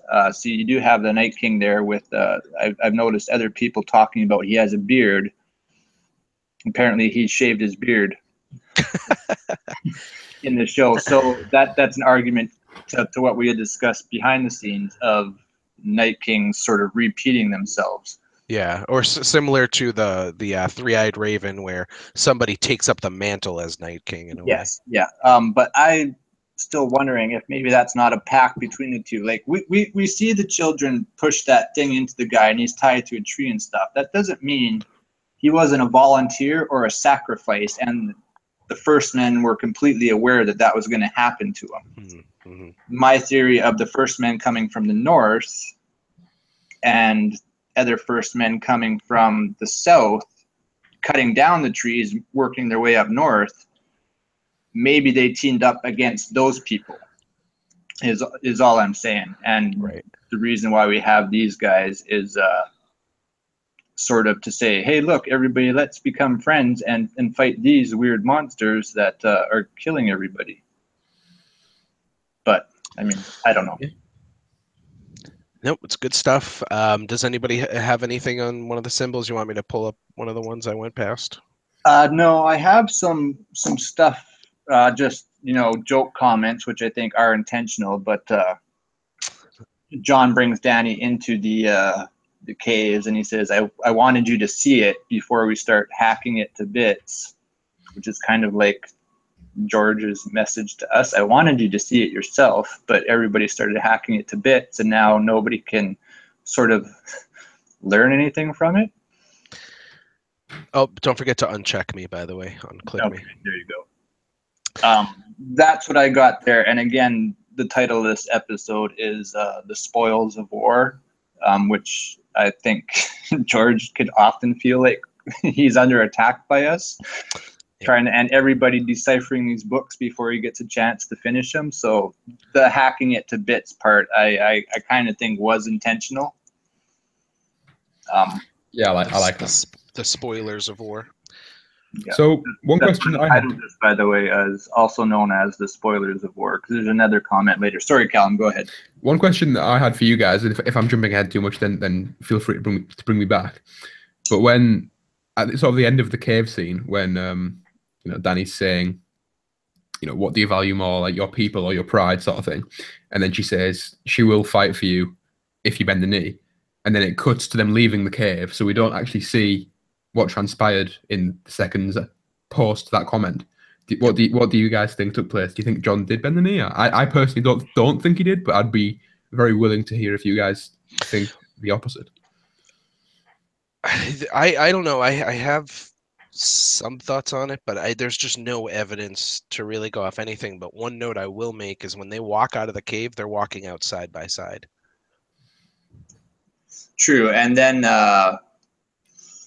she does at that point, although Jon does say, I wouldn't presume to, but again, maybe that's because he bent the knee and he's no longer like that. I mean, it's a good point. I still argue no, but I will say it's also very reminiscent of Jon and Ygritte, right? Them leaving the cave. I actually made a note of that. We should never have left that cave. Yeah, because they come out to bad news too. So it's and earlier in the show, Mira says to Bran, "You died in that cave." Mm-hmm. And he's somebody who never apparently left a cave, arguably, according to Mira. So there's lots of interesting references regarding that cave and what could have possibly transpired in there. I'm going with historically. And Jon didn't stay with Ygritte, so I don't think that he bent the knee to Dany. I think he's still holding true to the North, but he made a convincing argument, right? I still think bending the knee will be a proposal of some point, some type. I agree, and it's very anybody who wants to argue that he did bend the knee, whether for proposal or just bending the knee and pledge fealty. I mean, there's definitely a case to be made, because when they leave, they walk out on equal footing. And, Davos says, you'll want to discuss this amongst yourself. And she says, no, you're coming with us, right? Saying, no, you're part of this now, almost. And then she does literally ask his advice. later on, shortly thereafter. So there's definitely a case to be made for him having bent the knee. That could also be sort of the straw that breaks the camel's back with regards to Sansa and Jon. So if Jon goes back and says, "Okay, mobilize, call the banners. We're going south to help Daenerys," that could be something that is what breaks Sansa's confidence in Jon and therefore forces I don't her to think step up. Jon would ever do it thinking that they would come down to help Dany. It would be to get up north. Yeah, right? It's give and take though, right? I mean, Dany can't do that until she's won. So, but yeah, I agree. I'm not saying that's what I think. I'm just saying it's a potential. Maybe he could send the Vale army back south. Yeah. Go ahead. One other quick note on that is really quick. But at one point, when Dany is sort of discussing what she needs to do, she wants to fly to King's Landing and burn the place, and Tyrion's obviously saying no. And then you can see her mulling it over in her head, and then you hear one of the dragons roar in the distance, and while it's roaring, her attention snaps right to Jon. So you can read into that however you like, MP, but I think most of us would agree that. Oh, I mean, the worst thing is going to be the trailer for next episode. I have no worries about that. No. Yeah, no kidding. And then just real quick, I had my buddy texted me earlier. He watches these too, but my buddy texted me. And apparently a lot of people online are saying that Dany rejected or refused Jon's advice. But I think I read totally the opposite of that. She clearly took his advice. She wanted to fly to King Landing and burn the place. And he said, and they basically everyone's saying, no, it's a bad idea. So she compromised in a way. She still flew out, and obviously we're moving right on to the battle scene after this. She still flew out and she still got to burn her enemies. But she didn't kill any civilians from it, or at least you could argue that some of those soldiers are innocent. And Calum also essentially predicted this last week too, and I said in small council that I thought her best choice would be to fire a shot across the bow, which is just to show her power without basically burning a city or anything like that. And I think she did that as well. One last very, very terse point before we move on to the battle scene. Well, I'm not sure if you do want to, but sort of DJ, you implied that you did. But anyway, we can stay here for as long as you guys want. But one sort of just minor point that I sort of picked up on was a quote that Jon said. So he said, I can't remember the words before, but it was something along the lines of maybe that makes them think that that you can make other impossible things happen. So referring to because you've done the impossible, people follow you because you think you can make other impossible things happen. And of course, Jon's talking from experience in that sense because he did the exact same thing. But I think it's quite interesting how that quote really shows Dany's ignorance of Jon's power. But it also shows and quite eloquently details Jon's ability to sort of empathize and give strong advice based on his own experiences, which is obviously a fantastic asset for a leader to have. But that was just a minor point that I wanted to make. I like it. I do have another point, and I actually do like that. I mean, that's one thing Jon's tried to especially keep hidden is the fact that he's not exactly human, quote unquote, either. But the quote of "the enemy is real, it's always been real." What do we think this means? Personally, I think that once again, and I think it's visually represented with an army of humans, the undead coming at you. It's the enemies metaphorically outside of the story, but one of the core points that George is trying to get at is within us. We are the enemy to ourselves, and that's who the White Walkers are. They're essentially things within us that clash with each other rather than trying to communicate. Last season was a lot of talking about the common tongue, right, and how people communicate with each other. And now this season, as Calum pointed out, is actions. Actions speak louder than words, sort of thing. If you real quick on that, if you remember a couple weeks ago, I read the Robert Frost poem Sure. Ice and fire, where ice is represented by hate. So in a very real way, I think that is exactly what George is saying. Our own hate and our own, thirst for vengeance and things like that. We're our own worst enemy. Mm-hmm. No, I agree, and I think that's without touching the story, but one of the broader points that George is trying to get us to see, one of the seeds he's trying to plant, if you will, is that earlier, or I guess right when they come out of the cave, do we have anything with the conversation with Tyrion and Varys? I do not.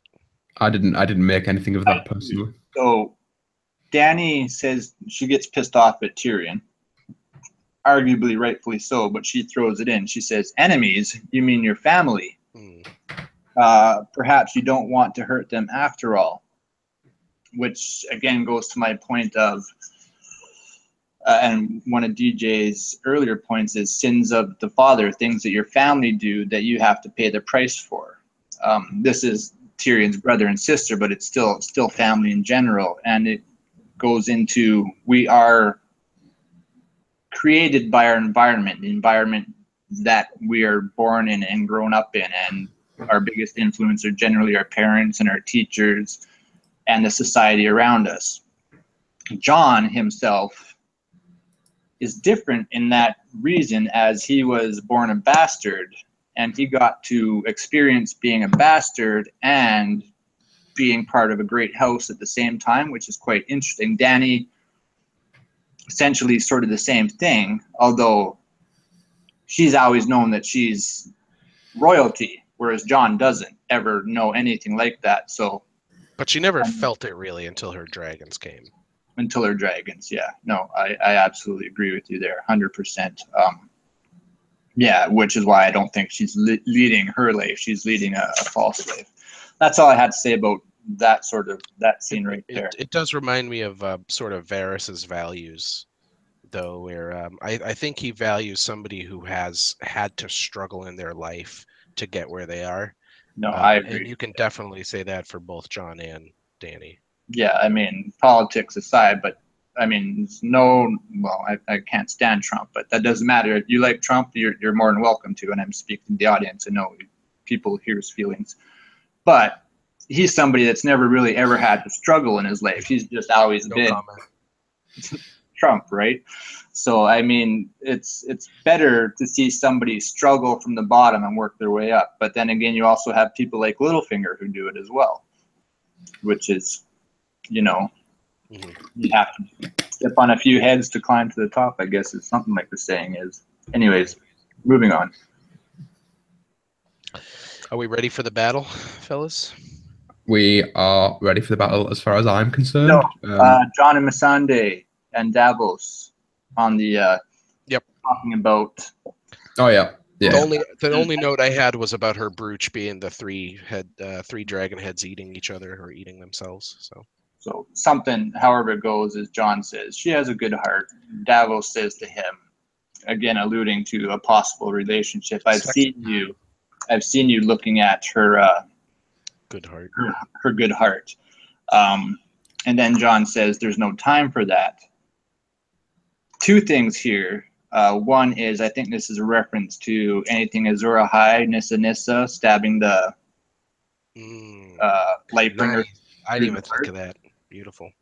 And also the fact, possibly the show is saying, well, we ain't going to do that. I mean, there's no time for that, so we're not going to see that. I don't know if that's ever going to happen in the books. Personally, I don't think we're going to forge some magical sword in this series in the books. But, I mean, I just kind of thought they were alluding to something like that. And then I just thought it was funny. Speaking of nice, good hearts or whatever, and Davos and Missandei, he just seems so infatuated with her all the time. It's crazy, even though he's still married. But it seems very Where the hell is his wife? Yeah, she's just, I guess, yeah, why wouldn't she should be at Dragonstone. Wouldn't he bring her home with him? Wait, no, he would be at what is it, Sea Dragon Point? Is that his house? Oh, I couldn't tell you. I forget, but either way, wouldn't if she isn't, wouldn't his castle have been taken by now? Maybe, yeah. Well, nobody took Dragonstone, so. Yeah. All right, yeah. Now we can move on. That was it. I just wanted to mention that heart thing kind of rung to me a little bit. I like the Nissa Nissa thing. I'd never even considered that. That was great. Can I kick the battle off with the most important note? Go right ahead. The way you said that made me think that you're being satirical. No, but I would never be sarcastic. That was sarcasm. No, I just wanted to point out that last week I had mentioned that Randall Tarley's men didn't appear to be wearing Lannister armor, or they just weren't there. But we definitely saw some Tarley men this time. Oh, did you? So. Okay. See, I didn't. I saw tons of them. Yeah, there was plenty of Tarley men there. So I just wanted to make a note, correct myself on that. But anyway. Oh, was that what you wanted to say? Yeah, that was the most important point of the whole episode. Yeah. And I wanted to just clarify. Sorry, go on. No, I just wanted to really quickly answer a question because a lot of people, again, I referred to this, or rather, I alluded to this in the previous episode of our reviews, where I said, I've got quite a few friends who ask me questions about the show. Yep. And sort of the main one I'm getting is, why were the Dothraki standing on the horses while shooting arrows? Like, obviously they understand that it was done to look really cool on screen, and I think it in all cases very much succeeded with that. It was one of the most cool things I think I've ever seen with regards to horses in a battle. But I think that it was done for two quite necessary reasons. The first being that obviously we've heard throughout the books and people's POVs and whatnot that Dothraki are the most skilled with regards to using horses in battles. Obviously they have the title of horse lords and so on. But we've seen horses being put to extremely good use with regards to battles and so on multiple times throughout the season. Sorry. Stannis north of the wall. Yeah, so we have Stannis north of the wall cutting down the wildlings, and then we have the Knights of the Vale in the Battle of the Bastards. So we have seen extremely good usage of horses throughout this show. And I think the reason they had to put something else in there that was unique was to really portray to the viewer the fact that the Dothraki are a step ahead and a step above, even despite the fact that everyone else is still, incredibly skilled.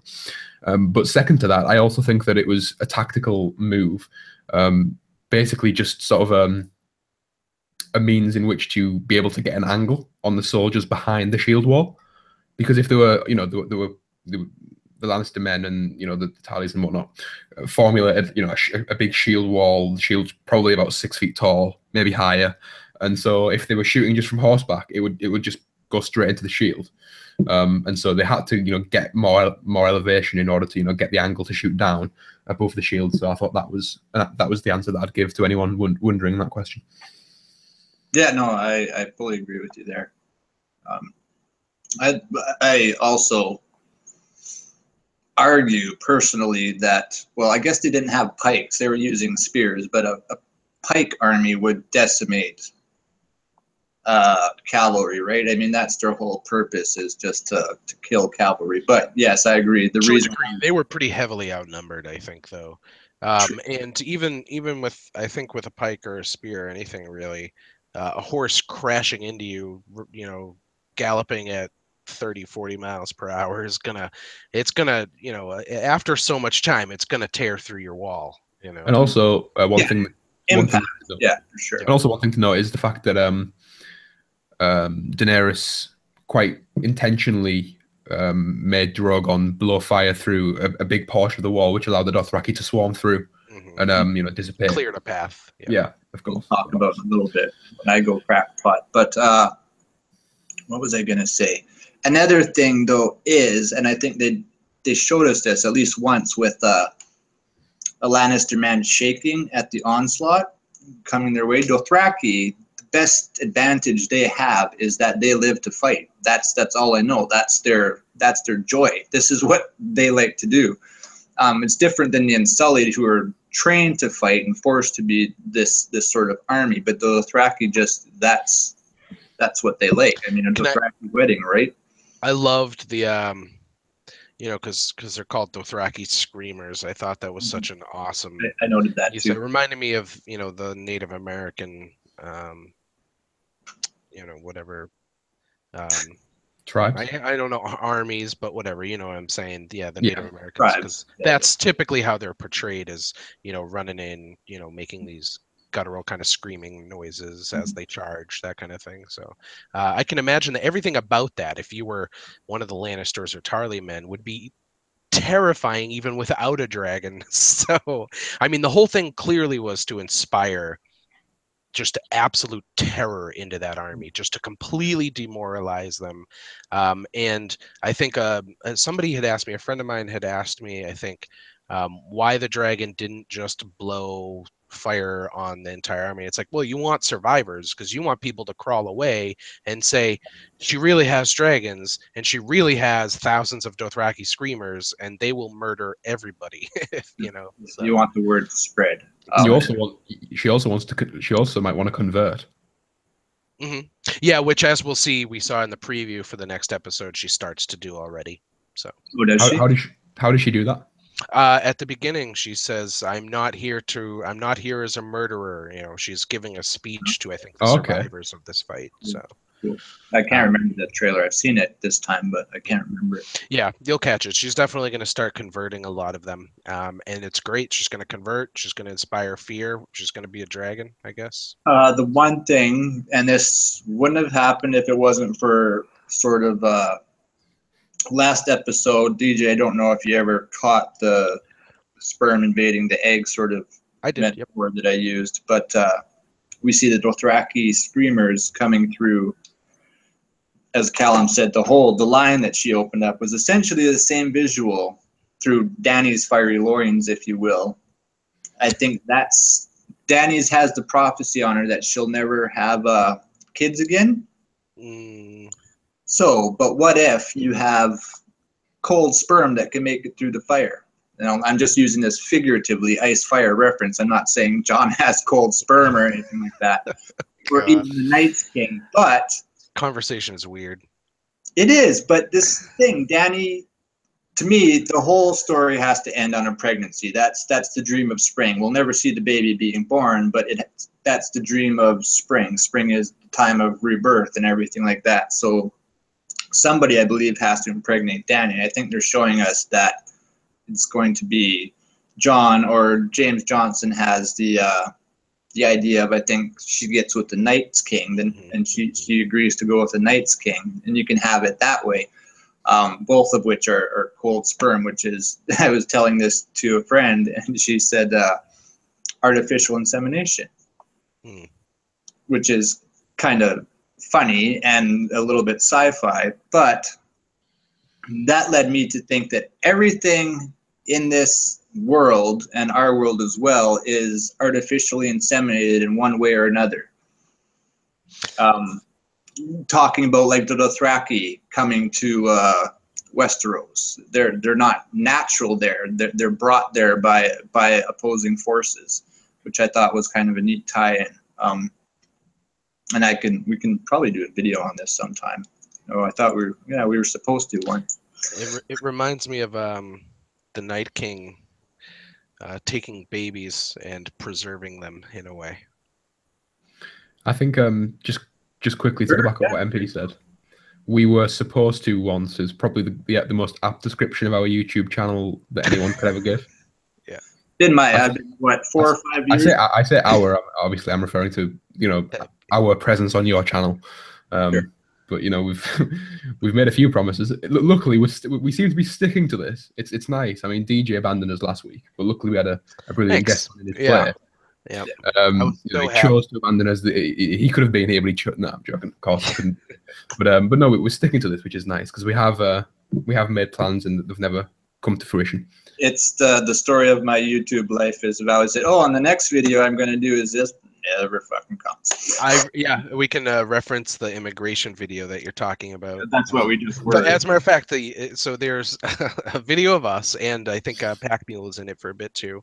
And at the end of the video, MP, we talked about how we're gonna do this video on immigration next time, and then the next video is the start of our reviews for this season. It's like literally months later. So yeah, 3 or 4. We wouldn't. What sort of a Song of Ice and Fire YouTube channel would we be if we released content quickly? Because we all know that George doesn't do it. So why should we? Oh, shots fired! It's art imitating life, or life imitating art. Yes, both. Why not? It's life imitating art, imitating life. How about that? The other thing, once again, sorry, I'm cutting off the jokes to try to get us moving, but Randall Tarley suggesting that we suggest flogging the stragglers, and that has increased. That's another thing of the spoils of war. It's something that we all do to people who don't watch the show or read the books. We tell them, why the hell not? This is the greatest show on earth. If you're not watching this, I know I do personally, I assume you guys do. If you find somebody that you're close with that isn't watching it, you have to watch this show. And whatchamacallit, Jamie says, let's give them fair warning first before we spoil them. Again, spoilers of war. I think that's kind of one of the comedic themes of this episode. The other last thing I said, which is serious now, is if the head of the lion is ambushed, the tail will never be able to reinforce it in time. I caught this line. Do you have something for this? Because I was trying to think of something for that line. But to me, it references the White Walkers. If we're down here fighting battles down there, we're never going to be able to get up there in time to help them. That's all I got from that. Yeah, I agree with that interpretation. Yep. Anything, DJ? You have anything more? The only thing is, I think probably most people already know, but for anybody who hasn't gotten this confirmation, it is definitely Bronn that saves Jamie. I'll do a Some screen people share were again. thinking Dick on. But. If you could just, yeah. At first I thought it was Dickon, but then I went back and obviously. So at one point I don't have the screenshot of Bronn getting the horse, but his horse gets his leg chopped off, the brown horse, and then at some point after the scorpion blows up, he looks up and he sees a white horse, and as you can see here, 2 white horses. Dickon's riding a brown horse, for the record. So anybody who thought it might have been Dickon, definitely not Dickon. Or Rickon. That was a hilarious laugh that Bronn gave him, by the way. I was cracking up at that. You guys, did you guys notice the fact that Jamie was wearing plate and he's Yes. Absolutely. As a matter of fact, MP, you had a point about that from earlier in the episode. If you want to talk about that real quick. I will. No, go show the fingers. Yep. So it's very, very clearly Bronn. Yeah. We know he wears. Sorry, I watch everything with subtitles, by the way. You'd be surprised at how much you miss. Trust me. But yeah, so Bronn with his finger gloves. It's definitely Bronn. So just for anybody who wasn't already completely sure, it's definitely Bronn. And then go ahead, MP, but I have one more. And we'll also add that Bronn is wearing leather armor. Yes. He's going to think, which isn't the point. But again, we talked about it in the beginning. One of the first lines was, the more you own, the more it weighs you down. Bronn also loses his gold at this point, and he does make a choice there of what he should do. I have things a little bit about that. But 2 things on that line in this episode is also Dany. It applies to Dany too when she gets shot out of the sky. The dragon is something personally I believe that is weighing her down, and we sort of get that as she once again falls down to earth. Calum, you know what I think she was weighing her down is a spear in her dragon's shoulder. Sure. The dragon is the problem with Dany. See, I kind of think that the fact that the dragon is spear the correct term for the object maybe that it launches? But it was javelins are usually shorter. I think. I'm not saying it's not, by the way. I'm genuinely asking. Yeah, I think it would be considered a spear. Yeah. So just one thing. I think that the fact that that Drogon got hit by the spear is the best thing that could have happened for Dany, because I feel as though she had sort of a false sense of security whilst riding Drogon. She thought that she was invincible whilst doing so, and she thought, no matter what happens, I've got my dragons. I can win this way. I can just fly to King's Landing and torch. I can just drop the nuke. Yep. And so on and so forth. But now she realizes now that there's the opposition do have a weapon with which to combat that sort of style of attack, and I think now that she knows that and has that knowledge, she can alter her plan of attack accordingly, which is, I think, quite. I will also say, I imagine Cersei probably has more of what the show calls scorpions. Now she also knows they exist. Yeah, so, for sure. You close your screen. You still got the stuff up. Oh, there's one more picture I want to show at the end. Okay. Oh yeah, just click out of me while we talk. No, I did a long time ago.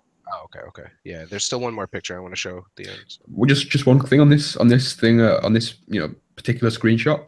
I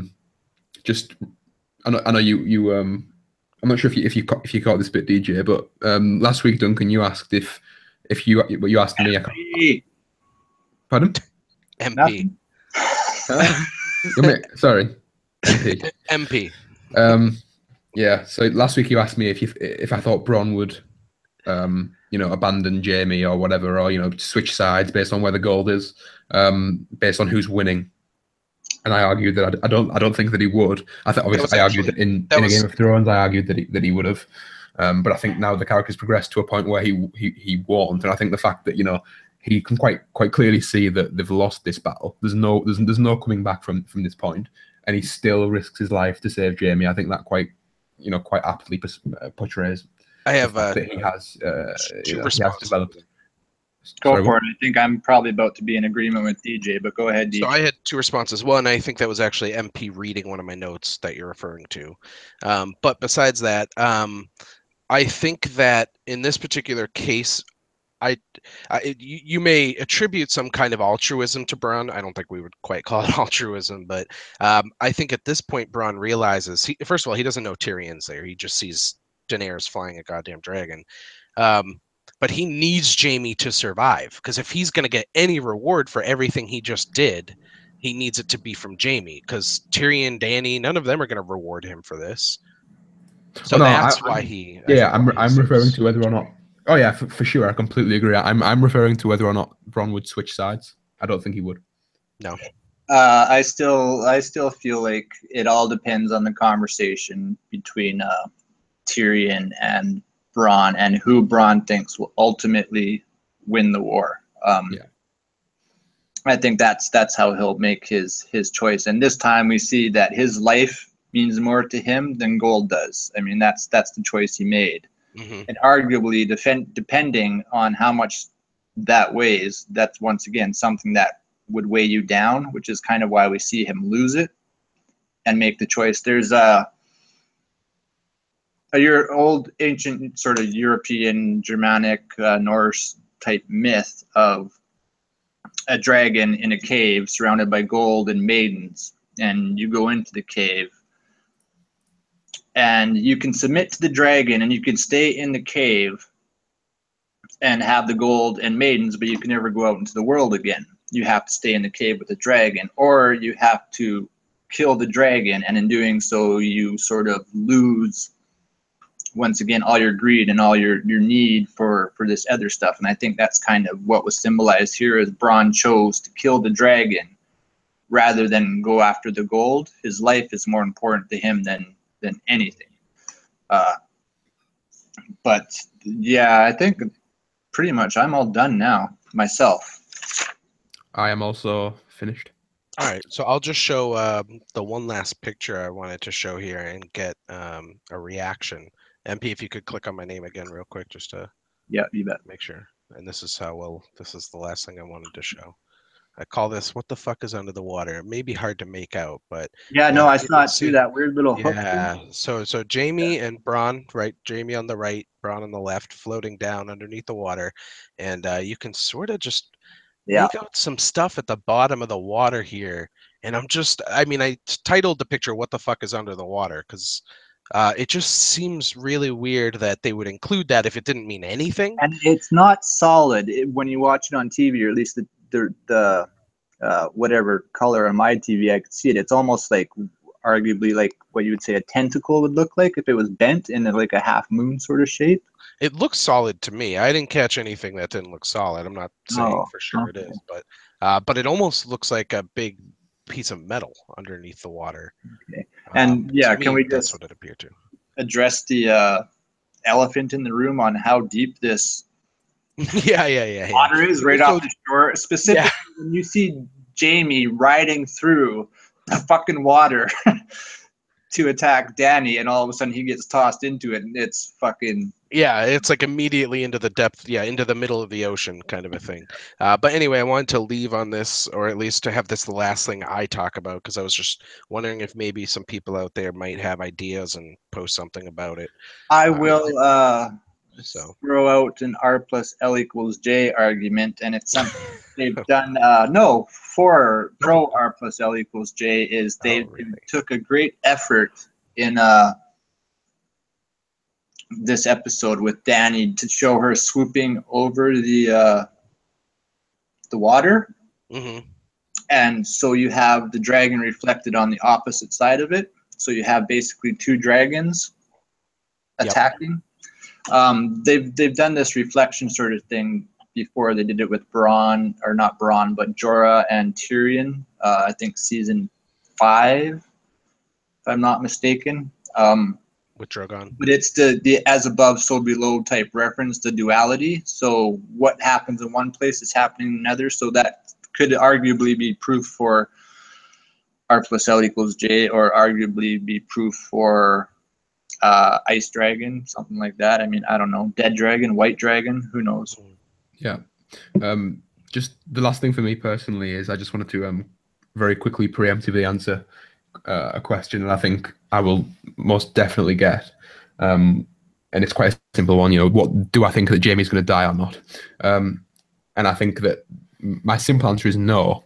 And my reasoning is just as simple as the answer, which is quite, again, simply that if Jaime was going to die, there's no reason for him to dodge the fire to then drown.